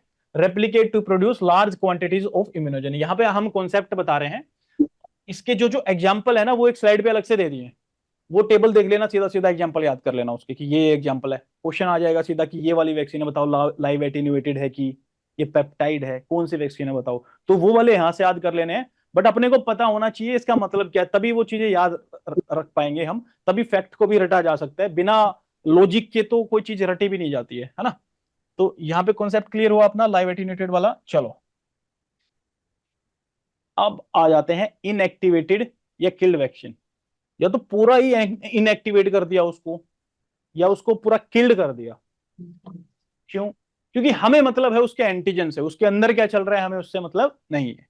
अगर किल्ड कर दिया उसको तो क्या वो रेप्लिकेट करेगा? क्या नहीं, रेप्लिकेट नहीं करेगा। तो क्या उसमें बार बार डोज देने की जरूरत है? क्या क्या मल्टीपल डोजेस की रिक्वायरमेंट होगी क्या? यस सर, बूस्टर डोज लगेंगे। यस, उसमें मल्टीपल डोज भी लगेगी और बूस्टर्स भी लगेंगे, क्योंकि वो रेप्लिकेट नहीं कर पा रहा है और बॉडी को बार बार इम्यून उसमें मैक्सिमम अपने को मेक श्योर करना है कि उसका टाइटर लेवल अच्छा है, तो बार बार उसको बूस्ट करना पड़ेगा। ठीक है, चलो इसकी डेफिनेशन देखते हैं। प्रिपेयर्ड थ्रू फिजिकल और केमिकल इनएक्टिवेशन, या तो फिजिकली इसको किल कर दो या कुछ केमिकल दे करके, मतलब उसको किल करना है अपने को, मेन बात ये। ठीक है, केमिकली करो फिजिकली करो, कैसे करो। Retaining immunogenic structure, make sure क्या करना है, इम्यूनोजेनिक स्ट्रक्चर रहना चाहिए, वो तो हर जगह पे मेक श्योर करना पड़ेगा। अगर यही चला गया तो हमारा वैक्सीन का और वो एंटीजन से एंटीबॉडी वो सारा प्रोसीजर ही जीरो हो जाएगा बिल्कुल, है ना। तो मेन तो ये तो रहता ही रहता है, इम्यूनोजेनिक स्ट्रक्चर का तो हम मेक श्योर करते हैं। अब एडवांटेज क्या है इसका? अगर मार ही दिया है आप लोगों ने, ये बोलते हैं नो पॉसिबिलिटी ऑफ रिवर्जन। कोई मुर्दा चीज है वो क्या रिवर्ट करके क्या ही कर लेगी, वो कुछ नहीं कर सकती है। वो एंटीजन चेंज हो भी जाए, उसके अंदर का जो लिविंग ऑर्गेनिज्म था जिससे वो रेप्लिकेट कर सकता है, वो तो मर ही चुका है ना, फिजिकली या केमिकली आपने उसको तो किल ही कर दिया है। अब एंटीजन चेंज भी हो जाए वो क्या करेगा? वो तो कुछ ही नहीं है, नथिंग है, वो कुछ नहीं कर सकता, रेप्लिकेट ये कर ही नहीं सकता है। ठीक है, तो ये इसका नो पॉसिबिलिटी ऑफ रिवर्जन, ये फायदा है इसका। Stable and requires less cold chain. अब कोई डेड चीज है, कोल्ड चेन नहीं मेंटेन करी आपने, तो क्या होगा? जिंदा तो होगी नहीं, फिर से डेड ही रहेगी फिर भी। बट बिल्कुल ही आपने इतनी बदमाशी कर दी कि नहीं नहीं हम तो बिल्कुल इसको गर्म तापमान पे रखेंगे, फिर उसका जो एंटीजेनिक स्ट्रक्चर है वो चेंज हो सकता है। ये बोलते हैं कि कोल्ड चेन तो चाहिए, बट थोड़ी कम भी दोगे तो कोई टेंशन वाली बात नहीं, क्योंकि लिविंग ऑर्गेनिज्म नहीं है इसमें, बस ये बात है। ठीक है, तो नो पॉसिबिलिटी ऑफ रिवर्जन इसमें, इनएक्टिव में किल्ड में रिवर्जन का कोई टेंशन नहीं है, प्लस में ये स्टेबल रहता है और इसमें कोल्ड चेन थोड़ी लेस रिक्वायर्ड रहती है। डिसएडवांटेज क्या है इसका? Limited antigen due to the lack of replication, इसलिए क्या मल्टीपल डोजेज और बूस्टर्स भी इसके लिए दिए जाते हैं। चलिए जी, अब एडजुवेंट की बात कर ले। एडजुवेंट का मतलब क्या होता है? जो इम्यून रेस्पॉन्स को एनहेंस करता है। ठीक है, by providing a depot effect for slow antigen release. Depot effect में क्या होता है? ये जो एडजुवेंट होता है इसमें ये क्यों बेनिफिट है, इनहांस क्यों कर रहा है इम्यून सिस्टम को, ऐसा क्या कर रहा है? इनहांस का मतलब सिर्फ ये नहीं होता ज्यादा बढ़ा रहा है, स्लो इनहांस रिलीज। का मतलब ये होता है लॉन्ग टर्म के लिए भी उसको लेकर के जा रहा है, दोनों चीजें होती हैं उसका मतलब। इनहांस मतलब जो इम्यून है, इम्यून सिस्टम जो है उसको इनहांस कर रहा है बेसिकली। एक बार ये जरूरी नहीं है इंटेंसिटी बढ़ा रहा है, उसके लॉन्ग टर्म के लिए उसको मेंटेन करे हुए है, तो वो भी इनहांस करना ही होता है, तो उससे कंफ्यूज मत होना। तो स्लो रिलीज से क्या फायदा होगा? प्रोलॉन्ग। सो प्रोलॉन्ग पीरियड के लिए। लॉन्ग पीरियड के लिए, जैसे कि एंटीबायोटिक भी देते हैं हम बहुत सारी, ऐसे ईयर इम्प्लांट में डाल देते हैं, वो धीरे धीरे रिलीज होती रहती है। क्यों? बार बार इंजेक्शन नहीं लगाने पड़ेंगे बेचारे को, उसको हार्मोन वाला होता है, हार्मोन डाल देते हैं उसमें। स्किन के ऊपर, तो वो धीरे धीरे क्या रिलीज होता रहता है। वो भी तो वही बात है, वो और कुछ इसमें अलग नहीं है। और इसके एग्जांपल में mineral oil, vegetable oil, mycobacterial products ये सब यूज कर सकते हैं। बेनिफिट क्या है? Increase immunogenicity and reduce antigen dosage.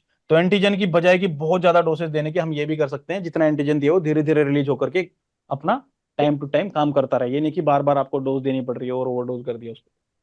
Specific vaccine type देख लेते हैं अब। वैक्सीन के कितनी तरह के टाइप होते हैं? टोक्सोइड वैक्सीन होती है सबसे पहले तो। वैक्सीन वाला फील आ रहा है? अच्छा इमेज लग रहा है, नाइस। टोक्सोइड वैक्सीन होता है एक। तो टोक्सोइड क्या होता है? इनएक्टिवेटेड टॉक्सिन होते हैं बैक्टीरियल के। टोक्सिन टोक्सोइड कोई आपस में मिल रहे हैं? थोड़े से लग रहा है, थोड़ा एक जैसी सी बात है कुछ। Yes sir. अब रिलेट कर दो जल्दी से इसको इससे। सर इनएक्टिवेटेड ये होते हैं टॉक्सिन सब Inactivated बैक्टीरिया होते से जो प्रोड्यूस होते हैं। ठीक है, ये एंटीजन काम करता मतलब इसमें हम बैक्टीरिया से सर टॉक्सिन लेते हैं, सर बैक्टीरिया नहीं लेते हैं वायरलेंस नहीं इन्फेक्शन होती के ना लिए। इसमें, टॉक्साइड में वायरलेंस नहीं होती है, टॉक्सिन होता है बट विदाउट वायरलेंस। नहीं, क्या नहीं होता है वो मत बताओ, जो होता है वो बताओ। क्या क्या है ये, इसमें होता क्या है ये? इसमें बेसिकली हम बैक्टीरिया नहीं, उससे बैक्टीरिया से प्रोड्यूस किए हुए टॉक्सिन्स लेते हैं इनएक्टिवेटेड। और- यस तो यस। हाँ लेते तो एक्टिविटी वाले ही हैं, उनको जाकर के हम इनएक्टिव कर देते हैं, फिर उसको जी सर। वैक्सीन के टाइप में दे देते हैं। तो ये उन ऑर्गेनिज्म के लिए ही काम आएगा जो सिर्फ टॉक्सिन रिलीज करते हैं, बाकी के लिए तो काम नहीं आएगा फिर। No sir. बाकी के लिए कैसे काम में लेके आओगे? टॉक्सिन वाले एंटीजन लेके उनके अगेंस्ट एंटीबॉडी क्रिएट कर रहे हो आप, तो फिर बाकी के कैसे काम लेके आओगे? वो मैं जानबूझ के बोलता हूँ कि कोई नो बोले और वो पकड़ा जाए फिर, ठीक है। बताओ और किस कैसे काम में लोगे उसके दूसरी चीज के लिए, बताओ। जो टॉक्सिन सिक्रेट किए हैं, एक्सोटॉक्सिन जो है, उन जी एक्सोटॉक्सिन को इनएक्टिव करके उनके एंटीजन के अगेंस्ट हमने एंटीबॉडी बना ली, तो वो उन्हीं के अगेंस्ट तो काम आएगी ना। जो ऑर्गेनिज्म उनको सिक्रेट कर रहा था उस ऑर्गेनिज्म के अगेंस्ट थोड़ी काम आएगी, उसको मारने के लिए तो नहीं उसके नहीं। एंटीजन चाहिए। एंटीबायोटिक। समझ गए ना बात आप? जी क्लियर है? वो मैं जानबूझ के बोल देता हूँ कई बार। बैक्टीरियन से कुछ फील आ रहा है? बैक्टीरियल कंपोनेंट्स होते हैं प्रोटीन। बैक्टीरिया से करते होंगे कुछ, ठीक को नहीं, आगे पढ़ना ही है सब कुछ, डोंट वरी। ये तो मैं बस थोड़ा सा बता रहा हूँ, आपका वो बन जाए थोड़ा फ्लो। सब यूनिट या कॉन्जुगेट वैक्सीन, इसका मतलब? सर कन्वर्ट इसमें क्या है? सर सब यूनिट या कोई ये प्रोडक्ट लेते हैं ना बैक्टीरिया का इसमें। मतलब चेन किसी के साथ प्रोटीन वोटीन मिला कोई रहे हैं, उसका ऐसा चेन वही ना, हाँ। बस इतना प्रोटीन समझो। वोटीन। कॉन्जुगेट मतलब मिला रहे हैं उसको किसी के साथ, तब जी सेंड कर रहे हैं, है ना। कॉन्जुगेट से फील नहीं आ रहा है ऐसे? मतलब वो अपने आप में यूनिट नहीं है, वो क्या है? सब सब यूनिट। यूनिट। मतलब अपने आप में वो कंप्लीट नहीं है, उसको किसी के साथ मिलाना पड़ेगा। इसको सब यूनिट बोल दो या कॉन्जुगेट बोल दो, तो ये दोनों वर्ड एक साथ याद रहेंगे, सब यूनिट और कॉन्जुगेट एक ही बात है ये। चलिए, फिर एक होता है पेप्टाइड वैक्सीन। ये तो हम खुद ही बना लेते हैं, इतने होशियार हो गए हम लोग, पेप्टाइड हम खुद बना देते हैं, किसमें कौन सा अमीनो एसिड किधर क्या लगेगा वैसे खुद बना दिया। जो एंटीजन होता है नेचुरली वैसा हम खुद लैब में बना देते हैं, ठीक है। एंटी इडियोटाइपिक या एंटीबॉडी वैक्सीन, या नहीं मतलब एंटी इडियोटाइपिक एंटीबॉडी वैक्सीन, इसका मतलब इडियोटाइपिक का मतलब पता है आप लोगों को क्या होता है? इडियट टाइप में कुछ भी करता है, मतलब ऐसा। वो नहीं, देखते हैं आगे क्या होता है। रिकम्बिनेंट डीएनए वैक्सीन किसको पता है? तो रिकम्बिनेंट टेक्नोलॉजी से बनाएंगे, उसमें वो पर्टिकुलर कंपोनेंट लेंगे तो डीएनए का बना सेगमेंट। देंगे। ठीक है, मतलब कुछ ऐसा कि ये होस्ट का है कुछ, और हाँ ये कुछ सर। वायरस है, उसके उसके अंदर कुछ उसका पड़ा हुआ है आरएनए, और ये हमारे काम का था, ये हमने इसके साथ मिला दिया और इसको इस फ्रेगमेंट है, यस बॉडी में सर। सेंड कर दिया, उसको तो ये फिर रेप्लिकेट रेप्लिकेट कर रहा है इसकी करवाएंगे। बॉडी में, ऐसा। ये यस क्या है, सर। वेक्टर है क्या ये? वेक्टर होता है ये जिसको यूज करते हैं हम? यस सर, वेक्टर होता है जिसको हम वेक्टर यूज होता करते है, ठीक है। बॉडी में डाल देते हैं, फिर उसके आरएनए के पास जाकर के ये भी रेप्लिकेट होते हैं। और कुछ ऐसे होते हैं जो होस्ट की बॉडी के डीएनए के साथ मिल करके वहां से रेप्लिकेट होते रहते हैं, फिर जैसे होस्ट की बॉडी का डीएनए रेप्लिकेट करेगा वो भी रेप्लिकेट करते रहेंगे, कुछ ऐसा होता है ना। हैं। Yes sir. ठीक है। अब ये डीवा क्या होता है भाई? डीवा मार्कर्स, इससे तो मेरे को परफ्यूम वाला फील आ रहा है, डीवा। हाँ, डीवा मार्कर्स वैक्सीन, क्या है इसका मतलब? Difference between vaccinated and infected. ये सर अभी बिल्कुल उसमें सही पढ़ है, लास्ट लेकिन अभी हम पढ़ा भी लोग था हमने मार्कस उसमें एफएमडी में। अभी हाल इसी इन्हीं क्लासेस में भी हमने वो मार्कस उसमें पढ़ा था पोल्ट्री में, आई थिंक। हम्म याद नहीं तो आ सर रहा है। पोल्ट्री में कोई होता बात नहीं, जिसको याद आ रहा है वो बताओ। किसी ने बताया था, उसने सही बताया था, वो क्यों नहीं बोल रहा है? क्या हुआ, बोलो बोलो। Differentiation in between infected and vaccinated. फिर से एफएमडी बोलना। में आता है। हाँ, पर ये एफएमडी में यूज किया था diva marker. Differentiation between vaccinated and infected. ये बेस करता है एक्चुअल में यस, बिल्कुल एग्जैक्ट यही मतलब होता है। हाँ, difference between vaccinated animals and non vaccinated. Infected animals. Non vaccinated नहीं, हाँ जी, इन्फेक्टेड एनिमल्स, इन्फेक्टेड एनिमल्स। है ना। अब इसका फायदा क्या होता है क्लिनिकल एप्लीकेशन में, क्या फायदा मिलेगा, क्या लगता है आपको? पहले मैं मतलब समझा देता हूं, हमने क्या मतलब समझा है इसका, फिर आप सोच के बताना कि इसका क्लिनिकल एप्लीकेशन क्या हुआ, क्या जरूरत थी इसकी बनाने की। देखो, ये जो वैक्सीन है, ये डीवा लिख दो यहां पे, जी सर। ये एनिमल था यहां पे, इसको हमने डीवा वैक्सीन लगा दी। तो इस वैक्सीन के ऊपर जो एंटीजन है, उन एंटीजन के बेसिस पे ही एंटीबॉडी बनेगी कि नहीं बनेगी? यस सर, उसी के बेस पे बनेंगे। Yes sir. ठीक है। अब एक नेचुरल इंफेक्शन है, लगा लीजिए कोई बैक्टीरिया है या वायरस है, जो भी है, तो yes, इसके ऊपर जो एंटीजन है, इसके अगेंस्ट एंटीबॉडी बनेगी कि नहीं बनेगी? बनेगी। अब ये क्या करते हैं, ये जो डीवा वाली वैक्सीन होती है ना, इसमें लगा लो 3 पार्ट थे इसके, 1 2 3 4 5। इससे ये मोलिकुलर पैटर्न था basically, that is associated with pathogen, या वायरस बैक्टीरिया, जो भी मानना है मानो। 1 2 3 4 5 यानी कि एंटीबॉडी इन सबके अगेंस्ट बन रही है, ठीक है। जी सर। जब हम डीवा लेते हैं, डीवा वैक्सीन, जी सर। इसमें हम 1 पार्ट ले लेंगे, 2 ले लेंगे, 3 ले लेंगे, 4 नहीं लेंगे, 5th ले लेंगे, या फिर 2 नहीं लेंगे, 1 3 4 5 ले लेंगे, या 5 नहीं लेंगे, 1 2 3 4 ले लेंगे, ऐसे करेंगे हम, एक पार्ट छोड़ देंगे इंटेंशनली। उससे क्या फायदा हो रहा है? सोचो, दिमाग लगाओ, खुद बताओगे तो मजा आएगा, मैं तो बता ही दूंगा 1 सेकंड। सर वो उससे जो वायलेंस खत्म हो जाएगी, पैथोजेनिसिटी नहीं खत्म सर, हो जाएगी। चलो, अगर एक कंपोनेंट बिल्कुल होगा सही बात है। पहला 1 सेकंड, उन्होंने बोला पैथोजेनिसिटी खत्म हो जाएगी। सर, पैथोजेनिसिटी नहीं खत्म हो सकती है, क्योंकि हमने वो निकाला है जो काम का नहीं था इतनी, उसके अगेंस्ट एंटीबॉडी नहीं भी बनेगी, कोई दिक्कत नहीं है। ये अब ठीक है, कूल है। अब बताओ। सर सर अगर एक्चुअल वो में कंपोनेंट प्रेजेंट होगा, इसका मतलब है नेचुरल इन्फेक्शन हुआ है।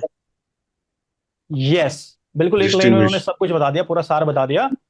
अगर इस एनिमल की बॉडी में एंटीबॉडीज 1 2 3 4 5 इन सब के अगेंस्ट मिल रही है इसकी बॉडी में, तो ये नेचुरल है। इंडिविजुअल नेचुरली इन्फेक्टेड है नेचुरल। या फिर वैक्सीनेटेड है? नेचुरल। नेचुरल है, ठीक है। अगर इसकी बॉडी में 1 2 3 और 5 मिल रही है, 4 वाली नहीं मिल रही है, तो ये एनिमल वैक्सीनेटेड है या फिर ये एनिमल नेचुरली इन्फेक्टेड है? वैक्सीनेटेड। एनिमल। अब इस कॉन्सेप्ट की क्या जरूरत पड़ी हमें लाने की, कोई बताएगा मुझे? क्या जरूरत थी इतना दिमाग लगाने की? सर इससे हम ये पता लगा सर सकते ये ट्रेड वेड में लगता है ना सर, सर्विलेंस में। मैंने कल भी इसमें बताया था आप लोगों को कि आधार कार्ड बना रहे हैं एनिमल्स का, क्यों? तो जब दूसरी डीसी बार साहब का वैक्सीन प्रेशर आता है ना, एक ही एनिमल को 2 2 बार डोज दे के आ जाते हैं, वो देखते नहीं, उनको पता ही नहीं होता है हुआ है कि नहीं हुआ। कई बार सर्विलेंस एनिमल आता है, में उसको डिसीज हो रही है, उसको वैक्सीनेटेड किया था, फिर भी डिसीज हो रही है, फिर भी वैक्सीनेटेड कर देंगे दोबारा उसको। चांसेस है, मतलब उसमें डिसीज होने की हो नहीं रही है, चांसेस है, तो 2 2 बार वैक्सीनेट कर दिया एनिमल को बिना बात के बेचारे को। वो तो परेशान हो जाएगा, ओवरडोज हो जाएगी वैक्सीनेट उसकी वैक्सीन की, फिर उसको ग्लोमेरुलोनेफ्राइटिस भी हो सकता है, नहीं मतलब प्रॉब्लम आ सकती है, बॉडी में स्ट्रेस हो सकता है अगर 2 2 बार वैक्सीन दोगे आप लोग, तो ये बात अच्छी नहीं होती है 2 2 बार वैक्सीन देना। इसलिए डीवा को क्या नाम बोल करके बनाया गया, किसमें डिफरेंशिएट कर देगी? इन्फेक्टेड में और वैक्सीनेटेड। वैक्सीनेटेड एनिमल में ये क्या कर देगी? डिफरेंशिएट कर देगी, ये बता देगी कि ये एनिमल ऑलरेडी वैक्सीनेटेड है, इसके साथ पंगे मत लो, ये इसमें आपको डॉक्टरी दिखाने की जरूरत नहीं, किसी दूसरे एनिमल को जाके पकड़ो। बट अगर आधार कार्ड आ जाएगा सभी एनिमल्स का, फिर क्या जरूरत है क्या कुछ? फिर तो ऐसे ही कंफर्म हो जाएगा इलेक्ट्रॉनिक। बट क्या इलेक्ट्रॉनिक सारी चीजें सही होती हैं क्या? सर उसमें जो अपडेट तो हम ही डालेंगे ना, मैनुअल हाँ, अलर्ट तो हमेशा अपडेट रहेगा तो हम डालेंगे, बट टेक्निकल फॉल्ट आया तो क्या बोलोगे आप? मतलब इतना सीरियस मत लिया करो चीजों को, मतलब ये बोलना चाह रहा हूं, अगर टेक्निकल फॉल्ट आ जाता है इसमें भी, आधार कार्ड में भी, तो भी हमारे पास कोई प्रॉब्लम नहीं है, कुछ डाटा डिलीट हो जाता है, आग लग जाती है उसमें जहां पे डाटाबेस था, तो उसके बाद भी हम उस एनिमल का ब्लड चेक करके ये बता सकते हैं इसमें एंटीबॉडीज ये वैक्सीन वाली हैं, ये नेचुरल इन्फेक्शन वाली नहीं है। या फिर हम बोल सकते हैं कि इसमें जो एंटीबॉडीज हैं ये वैक्सीन वाली है, इसमें वैक्सीन लगी हुई है। मतलब दो चीजें बता दी हमने, एक तो डिफरेंशिएट कर दिया कि ये नेचुरल वाला इन्फेक्शन है कि वैक्सीन वाले की वजह से एंटीबॉडी है, और दूसरा हमने बता दिया कि इसमें ये वैक्सीन लगी हुई है कि नहीं लगी हुई है। बात एक ही पड़ रही है घुमा फिरा के, लेकिन इसको दो तरह से हम यूज कर सकते हैं, ठीक है।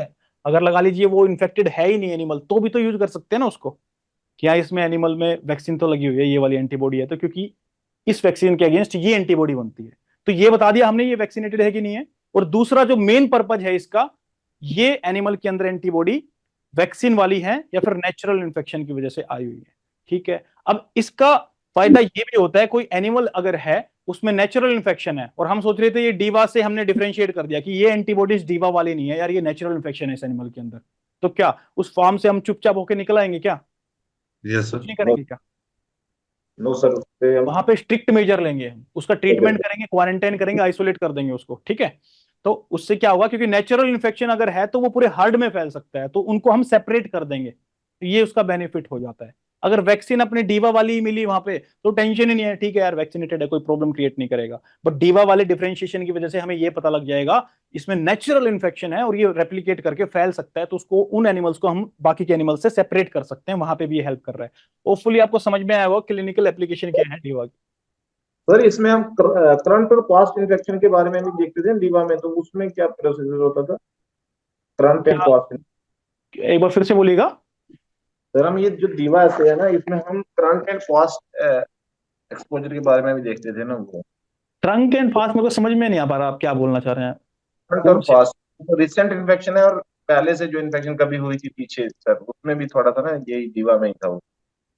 रिसेंट इन्फेक्शन है कि पहले का इन्फेक्शन है, ऐसा? Sir yes sir yes.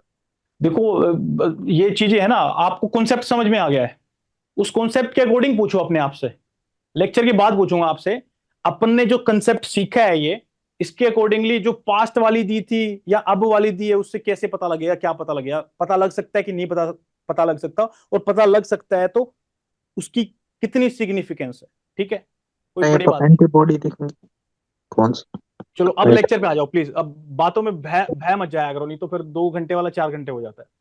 Type of vaccine मैंने आपको बताया था, एग्जांपल याद कर लेना, लाइव एटीन्यूएटेड के, इनएक्टिवेटेड के, ये सब यूनिट वाली के, डीएनए आरएनए और वायरल वेक्टर, इतने के याद कर लेना, 10 के याद करने की जरूरत नहीं, बस ये 2-3 देख लेना, उसमें भी जो आपको लगे इंपॉर्टेंट वाला है वो देख लेना, बाकी छोड़ देना, कोई टेंशन नहीं। कोविड-19 वाली वायरल वेक्टर से बनी थी, क्या बात है। चलो ये हमने डिस्कस कर ही लिया है, वैसे तो कुछ बचा ही नहीं है इनके अंदर। अब टोक्सोइड वैक्सीन में inactivated exotoxins that retain immunogenicity used for disease like tetanus and anthrax, ठीक, दोनों ही एक्सोटोक्सिन रिलीज करते हैं ना, ठीक है, वो स्पोर्स बनाता है। बल्कि एडवांटेजेस में क्या है, eliminate the risk of exposure to the whole organism, ठीक है, सही बात है यार बिल्कुल। Disadvantages only effective if disease is toxin related. अब मैं पढ़ के दिखा तो रहा हूं, अब हम एक्चुअली डिस्कस कर चुके हैं तो कुछ बचा नहीं है उसमें। अच्छा एक बात बताओ, चलो मैं देख तो लूं आपको समझ में आ रहा है कि नहीं आ रहा है। ये एडवांटेज मैंने यहाँ पे बताया, ये टॉक्सोइड वैक्सीन में it eliminates the risk of exposure to the whole organism, इसका मतलब क्या हुआ? तो इसमें ऑर्गेनिज्म तो हम दे ही नहीं रहे, इसमें तो Yes. टॉक्सिन दे रहे थे। और ऑर्गेनिज्म देते तो क्या रिस्क हो सकता था उसमें? सर वो रेप्लिकेट कर सकता था, सेप्टिसिमिया हो सकता था, कुछ भी हो सकता। नहीं रेप्लिकेट तो कर ही रहा है, वो तो अच्छी बात है। ऑक्सीजन रिस्क ऑफ रिवर्जन जो हमने बात करी थी, विरुलेंस आ जाएगी उसमें, वो प्रॉब्लम है ना। Yes sir. Risk of reversion, reversion का मतलब विरुलेंस वापस आ जाना, वो वाला इसमें रिस्क रहता है। रेप्लिकेट कर रहे हैं तो लाइव एटीन्यूएटेड में रेप्लिकेट करता ही है, उसमें प्रॉब्लम नहीं है, हमारे लिए अच्छा ही है, उसमें हमें बार बार बूस्टर डोज नहीं देनी पड़ती है ना। Yes sir.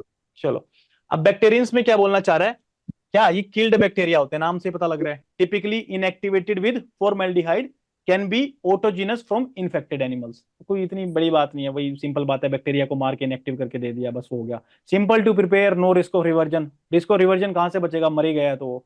डिसएडवांटेज क्या है, इम्यूनिटी जो होती है इसकी शॉर्ट लिव्ड होती है। क्यों होती है शॉर्ट लिव्ड? क्योंकि ये रेप्लिकेट नहीं कर पा रहा, क्योंकि ये इनएक्टिव है। अब शॉर्ट लिव्ड होती है तो इम्यूनोजेनिसिटी क्या करेंगे उसके लिए, डोज देते रहेंगे बार बार, ठीक है। अब सब यूनिट और कॉन्जुगेटिव वैक्सीन के बारे में देखते हैं। It contain highly purified antigenic sites, may need coupling to immunogenic carriers. यहाँ पे क्या करते हैं हम, जो एंटीजन हमारा काम का होता है ना, एक एंटीजन के ऊपर है ना काफी सारे एपिटोप्स होते हैं, अगर आपको नहीं पता हो तो। एपिटोप्स का मतलब समझते हो ना आप? स्पाइक्स रहती है उनके ऊपर, एपिटोप्स। एक एंटीजन के ऊपर काफी सारे, एपी का मतलब क्या होता है? ऊपर। किसके ऊपर की बात हो रही है? एंटीजेंस के ऊपर की बात हो रही है। जैसे एंटीजेंस के स्पाइक्स ऊपर। निकले होते हैं, आपने देखा होगा उसमें वीडियोस वगैरह में, यूं स्पाइक्स निकले होते हैं, ठीक है। तो इन स्पाइक्स को एपिटोप्स बोलते हैं, इनके अगेंस्ट ही जो होती है यही मेन एंटीजन का काम करते हैं, ठीक है। तो ये बोलना चाह रहा है यहाँ पे, इसको हम प्योरीफाइड कर लेंगे। प्योरीफाइड का मतलब जो एंटीजन काम के है ना, जिनके अगेंस्ट असल में एंटीबॉडी चाहिए, उनको प्योरीफाई करके उनको ही हम क्या करेंगे, उनका जो लेवल है वो बढ़ाते चले जाएंगे और उसको बॉडी में देंगे। बट क्या होता है, कई बार ज्यादा प्योरीफाई करने की वजह से है ना, जिस साइड पे वो होते हैं एंटीजेनिक साइट्स पे, उसकी की वजह से इम्यूनोजेनिसिटी उतनी अच्छी नहीं आ पाती है। तो उसको कवर अप करने के लिए हम क्या करते हैं, इसको कपल कर देते हैं, मिला देते हैं किसके साथ? इम्यूनोजेनिक कैरियर्स के साथ। ऐसे कैरियर, ऐसे व्हीकल दे देंगे मतलब ट्रांसपोर्ट के लिए, कि जो इम्यूनोजेनिक हो, जो इनको हेल्प करे बॉडी को इम्यूनोजेनिसिटी प्रोवाइड करने में। बस इतनी सी बात है, कोई बड़ी बात नहीं है। एडवांटेज क्या है इसका? इसके साइड इफेक्ट काफी कम होते हैं, ठीक है, क्योंकि जो काम की चीजें वही जा रही है, 50 चीजें जाएंगी तो उसमें साइड इफेक्ट भी शायद बढ़ जाते हैं, एपिटोपी डाल दें लगा लीजिए। और it can present multiple epitope, तो मल्टीपल एपिटोप एक साथ प्रोवाइड कर सकता है। लगा लीजिए ये सरफेस इतना है, इसमें यहाँ पे 3 एपिटोप ऐसे ऐसे थे, और ये 1 किलोमीटर तक ऐसे है, तो 1 किलोमीटर तक तो नहीं जा पाएंगे हम, लेकिन सारे एपिटोप्स को उठा करके एक जगह पे रख लिया तो हम मल्टीपल एपिटोप्स को एक ही जगह पे प्रेजेंट कर सकते हैं उसमें। लेकिन हेल्प किसकी चाहिए, हमें किसके साथ कपल करना पड़ेगा? टू इम्यूनोजेनिक कैरियर्स के साथ इसको कपल करना पड़ेगा। डिसएडवांटेज क्या है? Risk of losing immunogenicity during purification. वही बात है, जब प्योरिफिकेशन करते हैं ना, एक को उठा करके यूं एक साथ लेकर के आते हैं, तो हो सकता है पूरा स्ट्रक्चर ही डैमेज हो जाए उसका। तो ये बात यहां पे बोलना चाह रहा है, कोई बड़ी बात नहीं। पेप्टाइड वैक्सीन मतलब सिंथेटिक। सिंथेटिक का मतलब हम खुद बनाएंगे, yes. Synthetic immunogenic peptides that may require carriers for T cell stimulation. इनको हम खुद बना रहे हैं, सबसे पहली बात, क्योंकि मैंने सिंथेटिक ही लिख दिया है यहाँ पे। और ये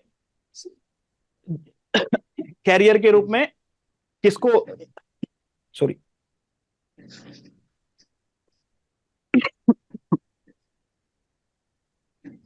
मतलब सेम सेम जो हमने पहला पढ़ा था, कुछ कुछ वैसा ही है ये, कॉन्जुगेट वाला, सब यूनिट वाला।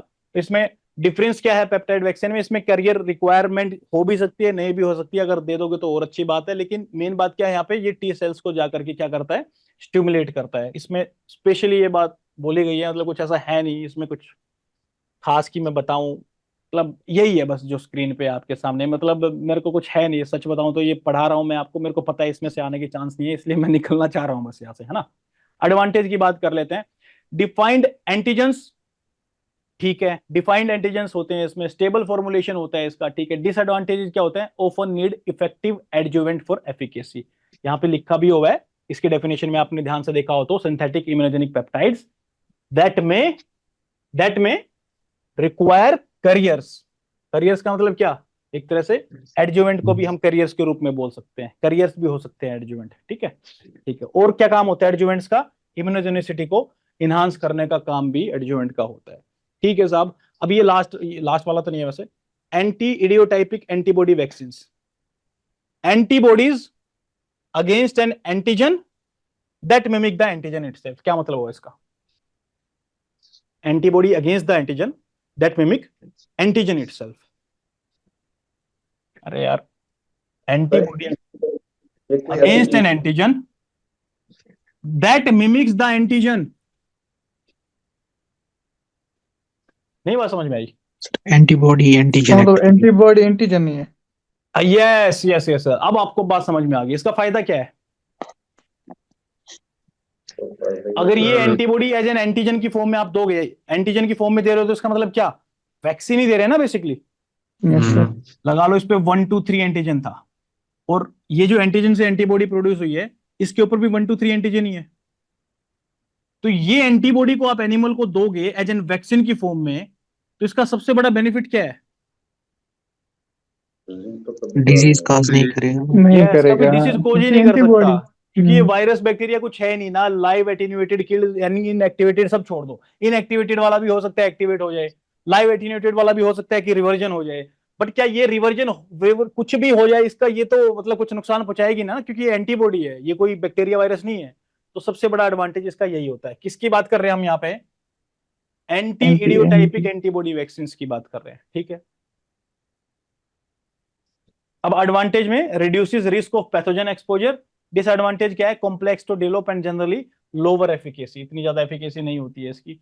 ये छोटी छोटी बातें होती हैं, मतलब कोई आए तो आ भी जाए और नहीं आए तो नहीं भी आए, बट अपना कॉन्सेप्ट पक्का होना चाहिए, इधर उधर से घूम जाए तो। क्योंकि मैं आपको थोड़ा थ्योरी बेसिस पे क्यों पढ़ा रहा हूँ, क्योंकि आपका एजर्शन रीजनिंग के अंदर क्वेश्चन आ जाते हैं, तो वहां पे फैक्ट से ज्यादा आपके कॉन्सेप्ट स्ट्रॉन्ग होनी चाहिए। आपके कॉन्सेप्ट ठीक है ना, तो फिर आप एजर्शन रीजनिंग में कुछ भी नहीं लगता, आपको जीरो लगता है बिल्कुल।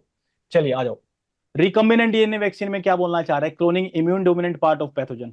जो इम्यून डोमिनेंट पार्ट होते हैं ना पैथोजन के, उनकी ही क्लोनिंग करेंगे into vectors to elicit an immune response, ठीक है। अब एलिसिट एन इम्यून रिस्पॉन्स इतना ज्यादा बढ़िया क्यों मिल रहा है इसके अंदर? क्योंकि जो इम्यून डोमिनेंट पार्ट हैं उनकी ही क्लोनिंग करेंगे और वेक्टर के थ्रू दे देंगे हम इसमें रिकम्बिनेंट डीएनए वैक्सीन में। सबको पता है कि पूरा उसके अंदर घुस के पढ़ाने लगेंगे तो कोई मतलब नहीं है। जो हमने वो बात करी थी, वो वेक्टर वायरस उसके अंदर गया, बॉडी के अंदर, होस्ट के अंदर डाल दिया, वही बात। और 7th में क्या है डेवा वाले में? डेवा मार्कर वैक्सीन के अंदर design to distinguish between vaccinated and infected individuals aiding in disease prevalence assessment, ठीक है। कोई डिसीज किसी एरिया में कितनी प्रेवलेंट है उसका अगर असेसमेंट हमें करना है, उसको एसेस करना है कि इस एरिया में डिसीज कितनी है, तो कैसे करेंगे? वो डीवा वैक्सीन लगा करके हम कर सकते हैं। उस एरिया में जैसे बोल भी रहे थे पहले से, अगर डीवा ही दी हो तो बात बनेगी, अगर कुछ और ही दिया तो फिर कोई क्वेश्चन ही नहीं बनेगा। अगर आपका डाउट ऐसा था कि पहले से डीवा दी हुई है, तो ले देके बात वही आ जाएंगे घूम फिर के। पहले से डीवा दी हुई है तो ही तो असेसमेंट कर पाएंगे। आज डीवा दी है और हम आज ही असेसमेंट कर रहे हैं तो कोई उसका मतलब नहीं बनेगा, है ना। तो लगा लीजिए आपने 6 महीने पहले डीवा वैक्सीन दी थी और अभी उस एरिया में कोई डिसीज फैल जाती है, और आपको ये चेक करना है कि वो डिसीज उस पर्टिकुलर एरिया में कितनी ज्यादा प्रेवलेंट है। तो आप कैसे चेक करेंगे कि कितने एनिमल्स में वो डिसीज हो रखी है? एंटीबॉडी चेक करेंगे। अगर आपने डीवा की जगह कोई और वैक्सीन लगाई होती तो आपको सारे के सारे एनिमल्स में एंटीबॉडी मिलती और आप बोलते सारे के सारे एनिमल ही इन्फेक्टेड है। बट अगर डीवा वैक्सीन उसमें दी है तो क्या हम उस पर्टिकुलर एरिया में वो डिसीज कितनी प्रेवलेंट है ये बता सकते हैं कि नहीं बता सकते? क्योंकि हमें पता है कि ये तो हमारी वैक्सीन वाली एंटीबॉडीज हैं इन एनिमल्स के अंदर, ये इन्फेक्टेड नहीं है, और दूसरे वाले एनिमल इन्फेक्टेड हैं, तो हम उस एरिया में बता सकते हैं कि ये असेसमेंट कर सकते हैं कि उस एरिया में वो पर्टिकुलर डिसीज कितनी प्रेवलेंट है, ठीक है जी। यहाँ पे इसकी ये डीवा की हेल्प से ये आपका सिंपल यही है कि आपको टाइप ऑफ वैक्सीन जो है, आप पोल्ट्री के अंदर क्या क्या कब कब लगती है, जिसको जहां से मन करे वहां से कर लेना, यहाँ से मन करे यहाँ से कर लेना, ठीक है। इसमें अब क्या बताने का कुछ है ही नहीं, आपको देखना ही है। और ठीक ऐसे ही लाइफ स्टॉक एनिमल्स के अंदर एफएमडी की वैक्सीन कब लगती है, एज एट फर्स्ट वैक्सीनेशन कब होती है, उसके बाद बूस्टर वैक्सीनेशन फिर से कब लगती है, ठीक है। ये दोनों चीजें आपको याद करनी है। अब आपका जो क्वेश्चंस जम्मू कश्मीर एनपीएससी में आए हुए हैं आज तक पिछले 10 सालों में, 10 ही क्वेश्चन है, वैसे 10 भी नहीं है, 8-9 क्वेश्चन है, और 1-2 क्वेश्चन तो मैंने पब्लिक हेल्थ के उठा लिए ये सोच के कि इतने कम क्वेश्चन है, चलो 1-2 क्वेश्चन तो वहां से ले लेते हैं, कुछ कुछ जो रिलेट कर रहे थे यहाँ से। अब पहला क्वेश्चन स्क्रीन पे आता है, क्या आप देख पा रहे हैं इसको? पहले तो यही बता दो, दिख रहा है? Yes sir. क्वेश्चन देखना कितने मुश्किल क्वेश्चन आ रहे हैं, देखना। Match the following terms related to principles of immunization and vaccination in veterinary sciences with their respective meaning. मतलब जो सिलेबस का नाम है उसी पे क्वेश्चन दे दिया, ठीक है। एंटीजन क्या मतलब होता है एंटीजन का? Substance that stimulate be an part है। immune response, ability of Yes, the sir. ये ए लग रहा है आपको इसका? यस सर, एक है ये। अब एक बात ध्यान से सुनना, ए का ए ही है, ठीक है। लेकिन इस तरह के क्वेश्चन जब सोल्व करो, प्लीज मेरी आप लोगों से रिक्वेस्ट है, सारे के सारे ऑप्शन पढ़ने के बाद मैच द फॉलोइंग खेलना है इसके साथ, ठीक है। कई बार ऐसा होता है कि लगता है कि ये ऑप्शन है, इस क्वेश्चन में नहीं है, बट लगता है कि ये ऑप्शन सही है, बट दूसरा ऑप्शन उससे ज्यादा सही होता है, और वो वाला जो ऑप्शन है वो किसी और तीसरे ऑप्शन के लिए होता है, ठीक है। तो मेक श्योर कि जब भी आप इस तरह के क्वेश्चंस को अटेम्प्ट करें, यहाँ पे ये क्वेश्चन सोल्व करना पर्पज नहीं है हमारा, हमारा पर्पज है कि इस तरह से कोई और क्वेश्चन आए तो हमारी अप्रोच कैसे होनी चाहिए उस क्वेश्चन को सोल्व करने के लिए, ठीक है। तो एंटीजन है, चारों पढ़ते हैं। Substances that stimulate an immune response, हाँ बात तो सही है। Ability of the body to resist infection, इसको तो इम्यूनिटी बोलते हैं, इम्यूनिटी। ये पढ़ लिया। तो अगर आपको लग रहा है ना एंटीजन ये यहाँ पे शॉर्ट हो गया और दूसरा आपको गलत लग रहा है ये वाला लाइन, तो आपको ऐसे नहीं करना है कि हर एक ऑप्शन उठा करके चारों पॉइंट पढ़ने हैं। एक ऑप्शन उठाओ, लगा लो इसका आंसर ये चला जाता है, 1 मिनट के लिए रुको, अब दूसरा पढ़ो, हो सकता है इसका दूसरा भी आंसर हो। Ability of the body to resist infection, अब क्या करोगे? तीसरा पढ़ोगे क्या? नहीं, ये जो आपने दूसरा रीड किया है, आप ये देखो कि ये किससे इस साइड में मैच हो रहा है, ऐसे और फिर ऐसे, बात तो एक ही है ना। Ability of the body to resist infection, यार ये तो एंटीजन नहीं होता है यार रेजिस्ट इन्फेक्शन, लेकिन हो भी सकता है थोड़ा सा इनडायरेक्ट तरीके से सोचे तो। Ability of the body to resist infection, इसके लिए कोई टर्म देखिए है क्या कुछ? Ability of the body to antibody, हाँ इससे तो रेजिस्ट करती है बॉडी, ठीक है। इम्यूनिटी, ओहो अच्छा ये तो पूरी टर्म ही दे दी, मतलब टर्म वाला ही है, ability of the body to resist infection. फिर ये अपना इसके साथ चला जाएगा, ठीक है, ऐसे मिला दो इसको। अब ये पढ़ते हैं, protein produced by the immune system in a response to an antigen, ये तो सबको पता है एंटीबॉडी होता है, ठीक है, इसको यहाँ पे कर देते हैं। अब वैक्सीन, लास्ट वाला यही बचा है, मिला के देख लो इसको। वैक्सीन, प्रिपरेशन ऑफ किल्ड और attenuated microorganism to use to stimulate an immune response, जो हमने पढ़ा है वही है, बिल्कुल सीधा सीधा आंसर जा रहा है इसका। तो क्या आंसर बना है इसका? बेसिकली फर्स्ट का ए जा रहा है, फर्स्ट का ए कितनों में है? बी में। तो बात ही खत्म होगी, आंसर का आ गया इसका। एक बात क्या सीखने को मिली, जल्दी बता दो। एक तो हमें हर एक ऑप्शन यूं जाके नहीं देखना है, लेकिन मैच करना है। पहला मैच किया, फिर दूसरा मैच कर लिया। लेकिन आपको एक बात बताता हूं मैं, कई बार क्या होता है, जैसे इस क्वेश्चन में हुआ, बड़ा अच्छा एग्जांपल है ये उसका। कई बार आप इतनी मेहनत करते हो पूरा, हमने चलो ये तो हम समझा रहे थे क्योंकि हमने पढ़ा था, इसलिए ऑब्वियसली हमें देखना बनता था। फर्स्ट का ऑप्शन है ना, सी आएगा या डी या ए या बी, कुछ भी आ सकता है, और आपको कंफर्म है कि ये तो पक्का ठीक है। आप ऑप्शन में देखोगे ना, फर्स्ट का सी एक ही ऑप्शन में मिलेगा। आपने इतनी मेहनत बर्बाद कर दी, टाइम खराब कर दिया, तो साथ के साथ एक सेकंड में ऑप्शन पे भी देख लिया करो। या आपको कई बार क्या होता है, मैच द फॉलोइंग्स आ जाते हैं और आपको 4 ऑप्शन आ जाते हैं, और उन 4 ऑप्शन में से, वो तो छोड़ दो 4 ऑप्शन तो, और यहाँ पे ए बी सी डी है और यहाँ पे 1 2 3 4 है, ठीक है। अब आपको सिर्फ डी जो है लगा लो, यहाँ पे एंटीबॉडी था, यहाँ पे बोल रहे थे कि जो इस एंटीबॉडी से रिलेटेड जो भी आंसर था यहाँ पे था फर्स्ट वाला, आपको बस यही पता है कि इसका आंसर ये है, बाकी 3 नहीं बताया आप। तो आप क्या करोगे, डी वाला जो है फर्स्ट के साथ मैच कर रहा है, ठीक है, डी वाला फर्स्ट के साथ मैच कर रहा है। अब पहला ऑप्शन था, दूसरा, तीसरा, चौथा, तीसरे ऑप्शन में डी के साथ 1 सिर्फ एक ही ऑप्शन में था, बाकी ऑप्शन में था ही नहीं, तो सीधा आंसर ठीक चला जाएगा, आपको इतनी मेहनत करने की जरूरत ही नहीं थी। कई बार ऐसे ऑप्शन आ जाते हैं मैच द फॉलोइंग्स में, आपको लगता है कि अरे अरे अरे बाबा ये तो कभी जिंदगी में देखा ही नहीं है, छोड़ दो आंसर तो देने, जिंदगी में नहीं देखा है कभी, होता है क्या, ये तो बड़ा अजीब सा नाम दे दिया है। तो उसमें मैंने ऐसे ऐसे क्वेश्चन देखे हैं जिसमें समझ में नहीं आता कि जिंदगी में देखा ही नहीं है कभी, वैसे क्वेश्चन आ जाते हैं। तो वहां पे ना वो एक हिंट रहती है, 10 में से 7 क्वेश्चन में मिलेगी आपको वो चीज, कि आपका एक ऑप्शन ऐसा होगा जो आपको 100% आता है, बाकी 3 नहीं आते आपको, और वो वाला ऑप्शन सिर्फ एक ऑप्शन में ही आ रहा है।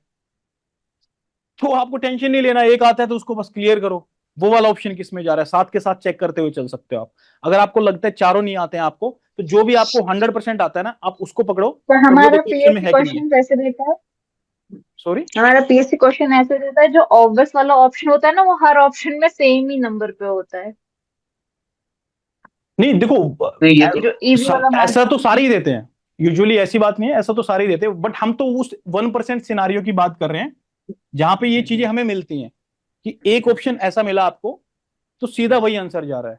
और यूजुअली क्या होता है, फर्स्ट का ए यहाँ पे है और फर्स्ट का ए यहाँ पे है, तो समझ लेना आंसर इन दोनों में से एक ही आएगा, तो वर्क आपको दोनों के ऊपर ही करना है। बट ये ट्रिक्स आपको कब यूज करनी है, जब आपको श्योर है कि यार मेरे को 4 ऑप्शन नहीं आते, मेरे को तो 1 2 ऑप्शन ही आता है, और जिनमें पहला ये सेम सेम मिलेगा ना, मोस्ट प्रोबेबली आंसर इन्हीं में से मिलेगा, मोस्ट प्रोबेबली मैं आपको बता रहा हूं। या फिर लगा लो सेकंड का इसमें सी है, सेकंड का इसमें भी सी है, मोस्ट प्रोबेबली आंसर इनमें से मिलेगा, क्योंकि वो कंफ्यूज कर रहे हैं अब आपको, इसका ये होगा कि वो होगा। तो आपको पूरा वो राम कथा पढ़ने की जरूरत नहीं है, सिंपली इतना चेक करो इसमें से ये सेम है, और सिर्फ थर्ड वाले में चेंज हो रहा है ना, तो आपको देख लो थर्ड का इन्होंने दे दिया डी के साथ मैच करा दिया, इनका थर्ड का जो था इन्होंने बी के साथ मैच करा दिया। तो आपको ये देखने की जरूरत नहीं, सीधा देखो थर्ड वाला आता है क्या। अगर आप लोगों को इन दोनों के आंसर पता भी है तो भी आपका क्वेश्चन नहीं निकल रहा है, क्योंकि वो तो दोनों में दे रखे हैं उन्होंने। आपको ये देखना है कि थर्ड का डी है कि बी है। अगर आपको ये पता है थर्ड वाला, तो आपका आंसर ठीक है। अगर आपको ये नहीं पता है तो फोर्थ वाले पे चले जाओ, क्योंकि वो भी तो डिफरेंट होंगे ना। तो थर्ड फोर्थ में से आपको कुछ भी पता है तो वो आंसर अपने आप चला जाएगा। तो ये कुछ छोटी छोटी चीजें होती हैं जो आप लोगों को ध्यान रखना होता है। आप जितने क्वेश्चंस जितना प्रैक्टिस करेंगे, उससे आपको आइडिया हो जाएगा कि एग्जामिनर कैसे कंफ्यूज करने की ट्राई करता है। तो ट्राई करना कि कोई ऐसी बुक मत उठाओ, इतनी बड़ी बुक उठा करके उसमें से 1000 क्वेश्चन कंप्लीट कर रहे हो। कोशिश करो कि जो बाकी के स्टेट्स में एग्जाम पूछे जाते हैं, जो भी स्टेट से वीओ के एग्जाम लेते हैं, वो स्टेट्स में जो लोग बैठे होते हैं कमीशन में, उनकी मेंटेलिटी क्या है, कि वो किस तरह से क्वेश्चन बनाना चाहते हैं, क्या पूछना चाहते हैं, उनकी मेंटेलिटी क्या है। आपकी स्टेट के क्वेश्चन उठा के देखो 100 क्वेश्चन, कि वो किस तरह से ऑप्शंस को रख रहे हैं। हर क्वेश्चन में ये दिमाग अगर आप लगाएंगे तो फिर ये चीज बहुत ईजी हो जाएगी।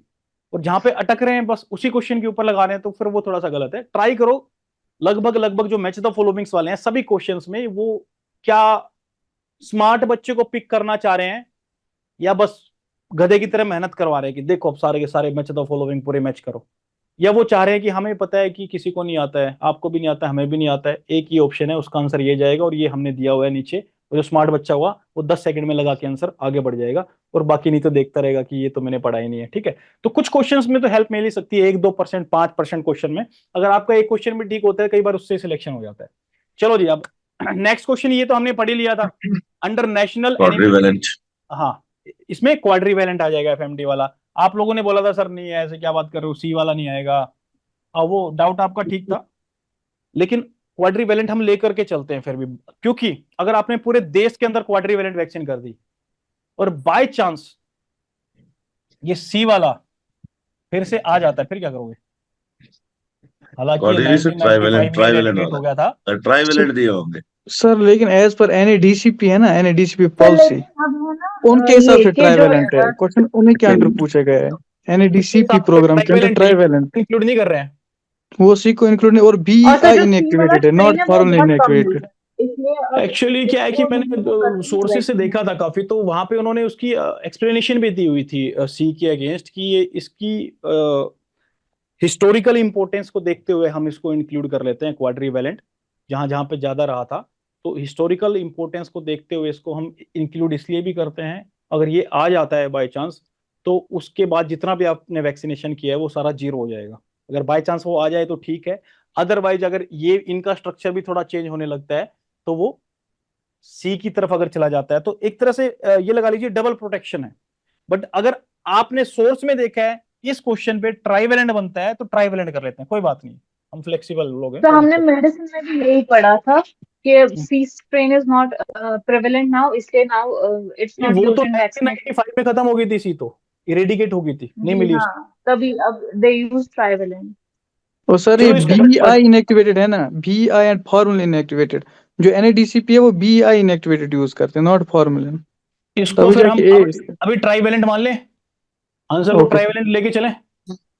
जिसने भी जिस सोर्स से देखा ना, उस सोर्स का पिक्चर मेरे को भेज देना, उसके बाद कंफर्म करके ट्राइवेलेंट बोलेंगे इसको, क्योंकि जहां से गूगल से, चैट जीपीटी, परप्लेक्सिटी से, और जिन सोर्सेज से विकिपीडिया पे मैंने जाके देखा, वहां पे मेरे को ये सी का रीजन दे रहे थे कि इसलिए अभी तक सी यूज कर लेते हैं, ऐसा करके वो रीजन दे रहे थे। कुछ जो लोग फील्ड में है आज के टाइम में यूज कर रहे हैं एफएमडी का, मैं एक बार उनसे कंफर्म कर लूंगा कि अभी हरियाणा में बहुत ज्यादा चल रहा है। लेक्चर के जस्ट बाद में उनसे पूछूंगा कि अभी जो चल रहा है ना, उसमें कितने हैं वो ट्राइवेलेंट है कि वो क्वाड्रिवेलेंट। अरे सर उससे भी मेरे confirm पास हो जाएगा, वैक्सीन मैं है आपको कहीं का यहाँ पे, अभी कहाँ है हाँ, देखना पड़ेगा। एक बार कंफर्म करके बताएंगे, इसको थोड़ा डाउट में रखते हैं अभी के लिए। जैसे कोई ऑथेंटिक सोर्स अपने को मिलेगा, उस ऑथेंटिक सोर्स से बताएंगे क्या चल रहा है, क्योंकि बुक से तो मिल नहीं सकता, हो सकता है बुक में पुराना हो, किसी बुक में कुछ और हो। एक बार जो प्रैक्टिकली चल रहा है ना अपना, आपके स्टेट में जो चल रहा है, मैं तो ये बोलूंगा मेरे स्टेट का मैं बता सकता हूँ आपको, इवन जम्मू में भी कुछ है, बट आप लोगों का जो भी जानकार हो, जो फील्ड में है, जो वैक्सीन लगा रहा है एफएमडी की इस टाइम पे, उनसे पूछो कि वो क्वाड्रिवेलेंट यूज कर रहे हैं, ट्राइवेलेंट यूज कर रहे हैं। एचएस के सर साथ अभी देखूंगा मैं, मेरे पास फ्रिज में है वैक्सीन, क्लास के बाद में फोटो भेज दूंगा, कहीं रखी है। सर ठीक है। ट्राइवेलेंट ही है लेकिन सर। वो ट्राइवेलेंट है, लेकिन वो हाँ ट्राइवेलेंट लिखा है है, वैसे। इसमें लिखा ओवेक हाँ वो ट्राइवेलेंट ट्राइवेलेंट है। रक्षा आता है। तो अभी के लिए आंसर हम ट्राइवेलेंट ही लेके चलते हैं, पर ठीक है, अगर आप लोग बोल रहे हैं तो इसको ट्राइवेलेंट लेके सर चलते हैं। इसकी फोटो ही ट्राइवेलेंट है, डायरेक्ट गूगल पे। ठीक है, ठीक। अब नेक्स्ट क्वेश्चन पे आते हैं अभी, ठीक है, इसको ओके ट्राइवेलेंट वाला मान के चलो अभी के लिए आंसर आप। The class of immunoglobulins used to detect early infection in animal is IgM. IgM हो जाएगा। The minimum age for active immunization by vaccination of a calf which has suckled sufficient quantity of colostrum 3 month 3 month 3 months होगा। अगर उसने sufficient quantity नहीं ली है colostrum की, फिर 4 month. और भी फिर तो पहले ही करना पड़ेगा, अगर नहीं हाँ, ये हाँ जिसने बोला ना पहले करना पड़ेगा, वो मतलब उसके कॉन्सेप्ट अच्छे हैं, ठीक है। अगर कोलेस्ट्रम नहीं लिया है उसने, बच्चे ने, तो इसका मतलब जो मदर का एंटीबॉडीज है वो इंटरफेयर नहीं करेगा वैक्सीन के साथ, वो जल्दी खत्म हो जाएगा। अगर मिलाई कम है तो खत्म भी जल्दी होगा। तो वैक्सीनेशन वो थोड़ा पहले कर सकते हैं, बाद में नहीं। ठीक है, जिन्होंने आंसर दिया बाद में कर सकते हैं, उन्होंने थोड़ा ऐसा दिमाग लगाया होगा कि कोलोस्ट्रम मिला नहीं है तो हेल्दी नहीं है, हेल्दी नहीं है तो ऐसे वैक्सीन से परेशान हो जाएगा, आगे जाएगा तो और परेशान हो जाएगा। वो आंसर वैसे उन्होंने दिया होगा। अभी समझ में आया कॉन्सेप्ट क्या था? जो अपन ने कॉन्सेप्ट सीखा था अपन उस पर ही रहेंगे बस। ओके, अभी आ जाओ ये वाले क्वेश्चन पे। Vaccination of the newborn under 2 months of age has not been widely practised because of the, किसकी वजह से? कि अब इम्यून सिस्टम जो है वो पूरा मैच्योर नहीं होता, पूरा फंक्शनल नहीं होता, या पुअर प्रोटीन स्टेटस। ये तो बहुत ही जनरल सी बात बोल दी, पुअर प्रोटीन स्टेटस, मुझे जो लगता है बहुत जनरल सी बात बोल दी। लो बॉडी वेट, ये तो 50 चीजों की वजह से हो सकता है। इम्प्रॉपर यूरिन मतलब कुछ भी बोल रहा है। इसका तो सीधा आंसर क्या जा रहा है? इमेच्योर इम्यून सिस्टम होता है। ठीक है जी। अगर आप लोगों को कोई लगे ना डाउट सा, कि लगे कि सर इसका ये होना चाहिए वो होना चाहिए, तो डिस्कस कर लिया करो, ये बड़ी अच्छी बात होती है ना। अगर 10 लोग किसी चीज को बोल रहे हैं तो इसका मतलब बात है उसके अंदर कुछ। R2B vaccine is given for protection to the chicken against Ranikhet. हाँ रानीखेत, मैरिक्स में लोसाटा देते हैं, रानीखेत ही। मैरिक्स के लिए कौन सी यूज होती है फिर? लोसाटा है शायद, लोसाटा ही देते। मतलब नहीं है सर, इस- रानीखेत, दोनों रानीखेत, R2B भी और लोसाटा। रानीखेत का दूसरा नाम क्या होता है? New castle Newcastle. Disease. New castle disease होता है। एक सेकंड रुको। Okay. मैंने कल किसी को नोट भेजे थे। पर ये मैंने एक्चुअल में मैंने लिखा होगा रानीखेत भी, लोसाटा भी, R2B भी और एस्ट्रन। मैं आता हूँ बस।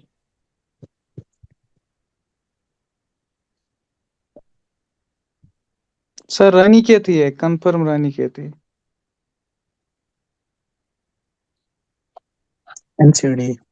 हाँ रानीखेत. रानीखेत ही है सर, मैंने नोट पे लिखा था। नहीं ठीक है ठीक है, मैं उस पर आपको डाउट नहीं कर रहा हूँ। रानीखेत डिसीज ये उसको मुक्तेश्वर वैक्सीन भी कहते हैं, मुक्तेश्वर स्ट्रेन भी, R2B। हाँ जी, मुक्तेश्वर स्टेन भी बोलते हैं उसको। ठीक है जी, चलो अब इस पे आ जाओ। Clinical diagnosis of haemorrhagic septicaemia in endemic area is based on. हालांकि इसका क्वेश्चन नहीं है, बट चलो ठीक है, आप लोग पढ़ रहे हो तो बता दो फिर। बताओ क्या लगता है आपको? Clinical diagnosis of HS in endemic area is based on lapses of vaccination, typical clinical signs को देखते हैं, एनवायरमेंटल कंडीशन को देखते हैं, तीनों चीजों को देखते हैं। All of them. All of the above, सभी देखेंगे। है ना। ऑल ऑफ द अबव जहां पे आंसर आ गया ना, और कुछ कुछ आपको लग रहा है कि हाँ ये भी हो सकता है वो भी हो सकता है, तो 90% यही आंसर जाता है उसमें, है ना। नहीं तो ऑल ऑफ द अबव कभी देते ही नहीं वो। Central strategy for prevention and control of Marek's disease. Marek's के लिए क्या करते हैं? सेंट्रल स्ट्रेटेजी क्या होती है जो अभी बताया आपने? वैक्सीनेशन ही हो। वैक्सीनेशन करते हैं उसके लिए। और क्या करते हैं मारेक्स के लिए? और भी कुछ करते हैं क्या?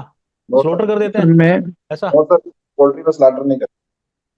प्रॉपर डिस्पोजल ऑफ कार का जब स्लॉटर, देखो ये भी थोड़ी सी सोचने की बात होती है। अगर स्लॉटर कर देते और फिर बोले प्रॉपर डिस्पोजल ऑफ कार्कस कर देते, फिर तो दोनों थोड़ी सी एक जैसी बात होगी। टेस्ट एंड स्लॉटर के बाद तो कार्कस को भी बर्न, वो प्रॉपर डिस्पोजल करना पड़ेगा हमें। जब इतनी खतरनाक डिसीज है जिसको टेस्ट के बाद सीधा स्लॉटर कर रहे हैं, उसके बाद उसको कार्कस को भी प्रॉपर डिस्पोजल करना पड़ेगा, ये तो दोनों कॉमन सी बात होगी ना। तो बेसिकली ये तो फिर दो आंसर तो आ नहीं सकते हैं इसमें, तो वो तो ऐसे ही छुट जाते हैं अगर नहीं भी आता है तो क्वेश्चन। लास्ट में क्या है? Chemo prophylaxis using antiviral drug. तो यहाँ पे वैक्सीनेशन आंसर जाएगा। इसमें कौन सी वैक्सीन होती है? क्या बोल रहे थे आप? लासोटा? नो सर, हाँ. No, sir. अगर आप गलत कुछ बोलते हैं लेक्चर के बीच में तो उसको आप ठीक जरूर किया करें। जैसे अपनी क्लास भी चली जाती है लगा लीजिए, तो उसको आप बताया जरूर करें टेक्स्ट करके। मुझसे कुछ भी गलती होती है लेक्चर के अंदर तो आई जस्ट मेक श्योर कि अगर मैंने कुछ गलत भी बोल दिया तो मैं टेक्स्ट करके वहां पे डालता हूँ कि वो चीज गलत थी, उसको आप ठीक कर लीजिए। हाँ एक चीज मेरे को अभी याद आई, मेरे को ध्यान नहीं थी, वो बताऊंगा मैं आपको एक बार ये खत्म होने दो। ये लास्ट क्वेश्चन आप choose the correct post prophylactic vaccination schedule for rabies. अभी देख लेना आप 21-28 वाला जो बोल रहे थे ना, आपके स्टेट का आया होगा। First option. फर्स्ट आएगा फिर। अब इसमें फर्स्ट की जगह और क्या आ सकता था? आप इसमें तो कोई ऑप्शन ही नहीं बचा हुआ है। ना सर 28 दिया भी नहीं है, तो वो तो आ ही नहीं सकता। पोस्ट की बोल रहे हैं ये, क्या बोल रहे हैं?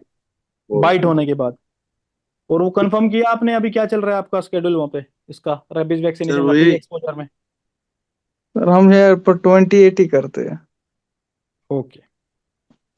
अभी देखो माइक्रोबायोलॉजी में आपके आज तक कितने क्वेश्चन आए हुए हैं? थोड़े से क्वेश्चन आए हैं। मुझे लगता है कि जितने क्वेश्चन आए हो ना और जितना सुपरफिशियल लेवल से इन्होंने पूछा है उससे तो थोड़ा ज्यादा डेप्थ में पढ़ लिया हमने। और इस पे 10 घंटे और लगाने का या 10-50 लेक्चर लेने का इसका मतलब सिर्फ यही है कि टाइम खराब करते चले जाओ।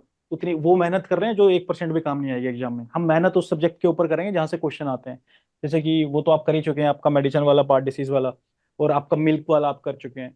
तो मेरी तरफ से सजेशन यही रहेगा आप लोगों के लिए कि उनको आप डेली 2 से 3 घंटे 4 घंटे जरूर दीजिए, ठीक है, जो आपका मिल्क वाला पार्ट है और जो डिसीज वाला पार्ट है, क्योंकि वहां से मैक्सिमम क्वेश्चन आते सर हैं। जो भाई सब एमएससी है ना, जी, उससे भी क्वेश्चन आया सॉरी आपका साउंड नहीं आ पा रहा है, थोड़ा सा तेज बोलेंगे। सर जो एमएचसी है ना, माइक्रोबायोलॉजी, तो मतलब तो शायद उसमें से भी क्वेश्चन आया हुआ है, मुझे नहीं पता वो। एमएचसी से आप बोल रहे हैं? एमएचसी जी जी सर। ये मेजर मेजर हिस्टोकम्पेटिबिलिटी कॉम्प्लेक्स वाला आप बोल रहे हैं? इससे कहाँ पे क्वेश्चन इसमें? जम्मू कश्मीर में आपके जी जी सर। कौन से उसमें आया है मुझे बताएंगे आप? हो सकता है मैंने मिस कर दिया हो शायद। मुझे अभी एग्जैक्टली याद नहीं है, बट हाँ मैंने देखा है कि। देखो वैसे तो मैंने एक क्वेश्चन निकालने के लिए 100 क्वेश्चन रीड किए हैं 2012 से लेकर के 2023 तक आपके। बट फिर भी कोई ऐसा क्वेश्चन है तो आप मुझे क्वेश्चन जरूर बताइएगा और उसके ऊपर देख लेंगे हम। और एमएससी का देखो ऐसा कुछ नहीं है, मतलब एमएससी भी कर लेंगे, उसमें कोई ऐसा प्रॉब्लम नहीं है हमें। आप बोलोगे तो सारा कर लेंगे, वर्ड फाइल भेज दूंगा आपको। बट आप समझें, हमारा जो मेन गोल है वो है, अगर आपके 10 सब्जेक्ट हैं उनमें से वो 20 to 30% कर लेना जो एग्जाम के अंदर 80% दिखता है। उसके बाद जो बाकी के टॉपिक्स हैं उनको हम कवर करेंगे। तो अभी आपका मेरी तरफ से माइक्रोबायोलॉजी जो इम्यूनोलॉजी है उसमें भी principle of vaccination and immunization ही जो टॉपिक है उससे हम ज्यादा पढ़ चुके हैं। उससे रिलेटेड कोई भी क्वेश्चन आता है या कॉन्सेप्चुअल कोई भी क्वेश्चन आता है तो मुझे लगता है कि हम लोग उसको सोल्व कर सकते हैं। फिर भी किसी को ज्यादा डिटेल में पढ़ना है तो उसके लिए वर्ड फाइल है, वो मैं शेयर कर देता हूँ। और उसमें से आपको कुछ नहीं समझ में आता है तो आप मुझसे पूछ सकते हैं, उसके ऊपर हम डिस्कस कर सकते हैं, ठीक है। बट वो सारी चीजें यहाँ पे सबको एज एन क्लास लेकर के पढ़ाई जाए तो मुझे ऐसा लगता है कि कहीं ना कहीं वो इतना वर्थ नहीं रहेगा। और जो बच्चा अपना एनर्जी सही सब्जेक्ट पे लगा रहा है उसका एनर्जी मैं यहाँ पे लगा दूं तो मुझे ऐसा लगता है कि थोड़ा नुकसान हो जाएगा उसका, है ना। तो हमें यहाँ पे सभी के बारे में सोचना है, एक कॉमन प्लेटफॉर्म है, ठीक है। अगर आपको थोड़ा डेप्थ में पढ़ना है तो कोई प्रॉब्लम नहीं है, हम अलग से डिस्कस कर सकते हैं, अलग से पढ़ सकते हैं। कभी आपको डाउट आए तो आप पूछ सकते हैं। आपको मैं फाइल जो है वो सारी शेयर कर दूंगा, डिटेल्ड जो फाइल्स हैं वो सारी ग्रुप के ऊपर शेयर कर दूंगा। बट मैं आपको यही बोलूंगा, जितना हम लोगों ने पढ़ा है माइक्रोबायोलॉजी तो कम से कम आप उतना ही पढ़ें, बाकी जो सब्जेक्ट है उनकी बात अलग है, ठीक है। इसके बाद हम मंडे से गायनी को स्टार्ट करेंगे। अभी इस लेक्चर मैंने आपको होपफुली शेयर कर दी होगी पीपीटी, नहीं तो अभी जस्ट आफ्टर द लेक्चर मैं आपको शेयर कर दूंगा व्हाट्सएप के ऊपर। कोई भी डाउट कोई भी क्वेश्चन होता है, इवन सब्जेक्ट कंप्लीट भी हो जाता है उसके बाद भी, तो आप पूछ सकते हैं, ठीक है जी। किसी का कोई क्वेश्चन है तो ठीक है, नहीं तो फिर लेक्चर ऑफ करता हूं। सर वन करेक्शन, ये जो है ना ये लोसाटा, लसोटा तो लोसाटा एनडी में भी देते हैं, वो भी इसी में रानीखेत में देते हैं। वो भी लोसाटा भी रानीखेत इसी में, में ही दी R2B भी जाती है। इसी में देते हैं, दोनों इसी में देते हैं। इस उसके करेक्शन लिए को आता आप है, व्हाट्सएप पे टेक्स्ट करेंगे, हाँ मैं ठीक है। इसको उसमें HVT दे, ओके ठीक है सर।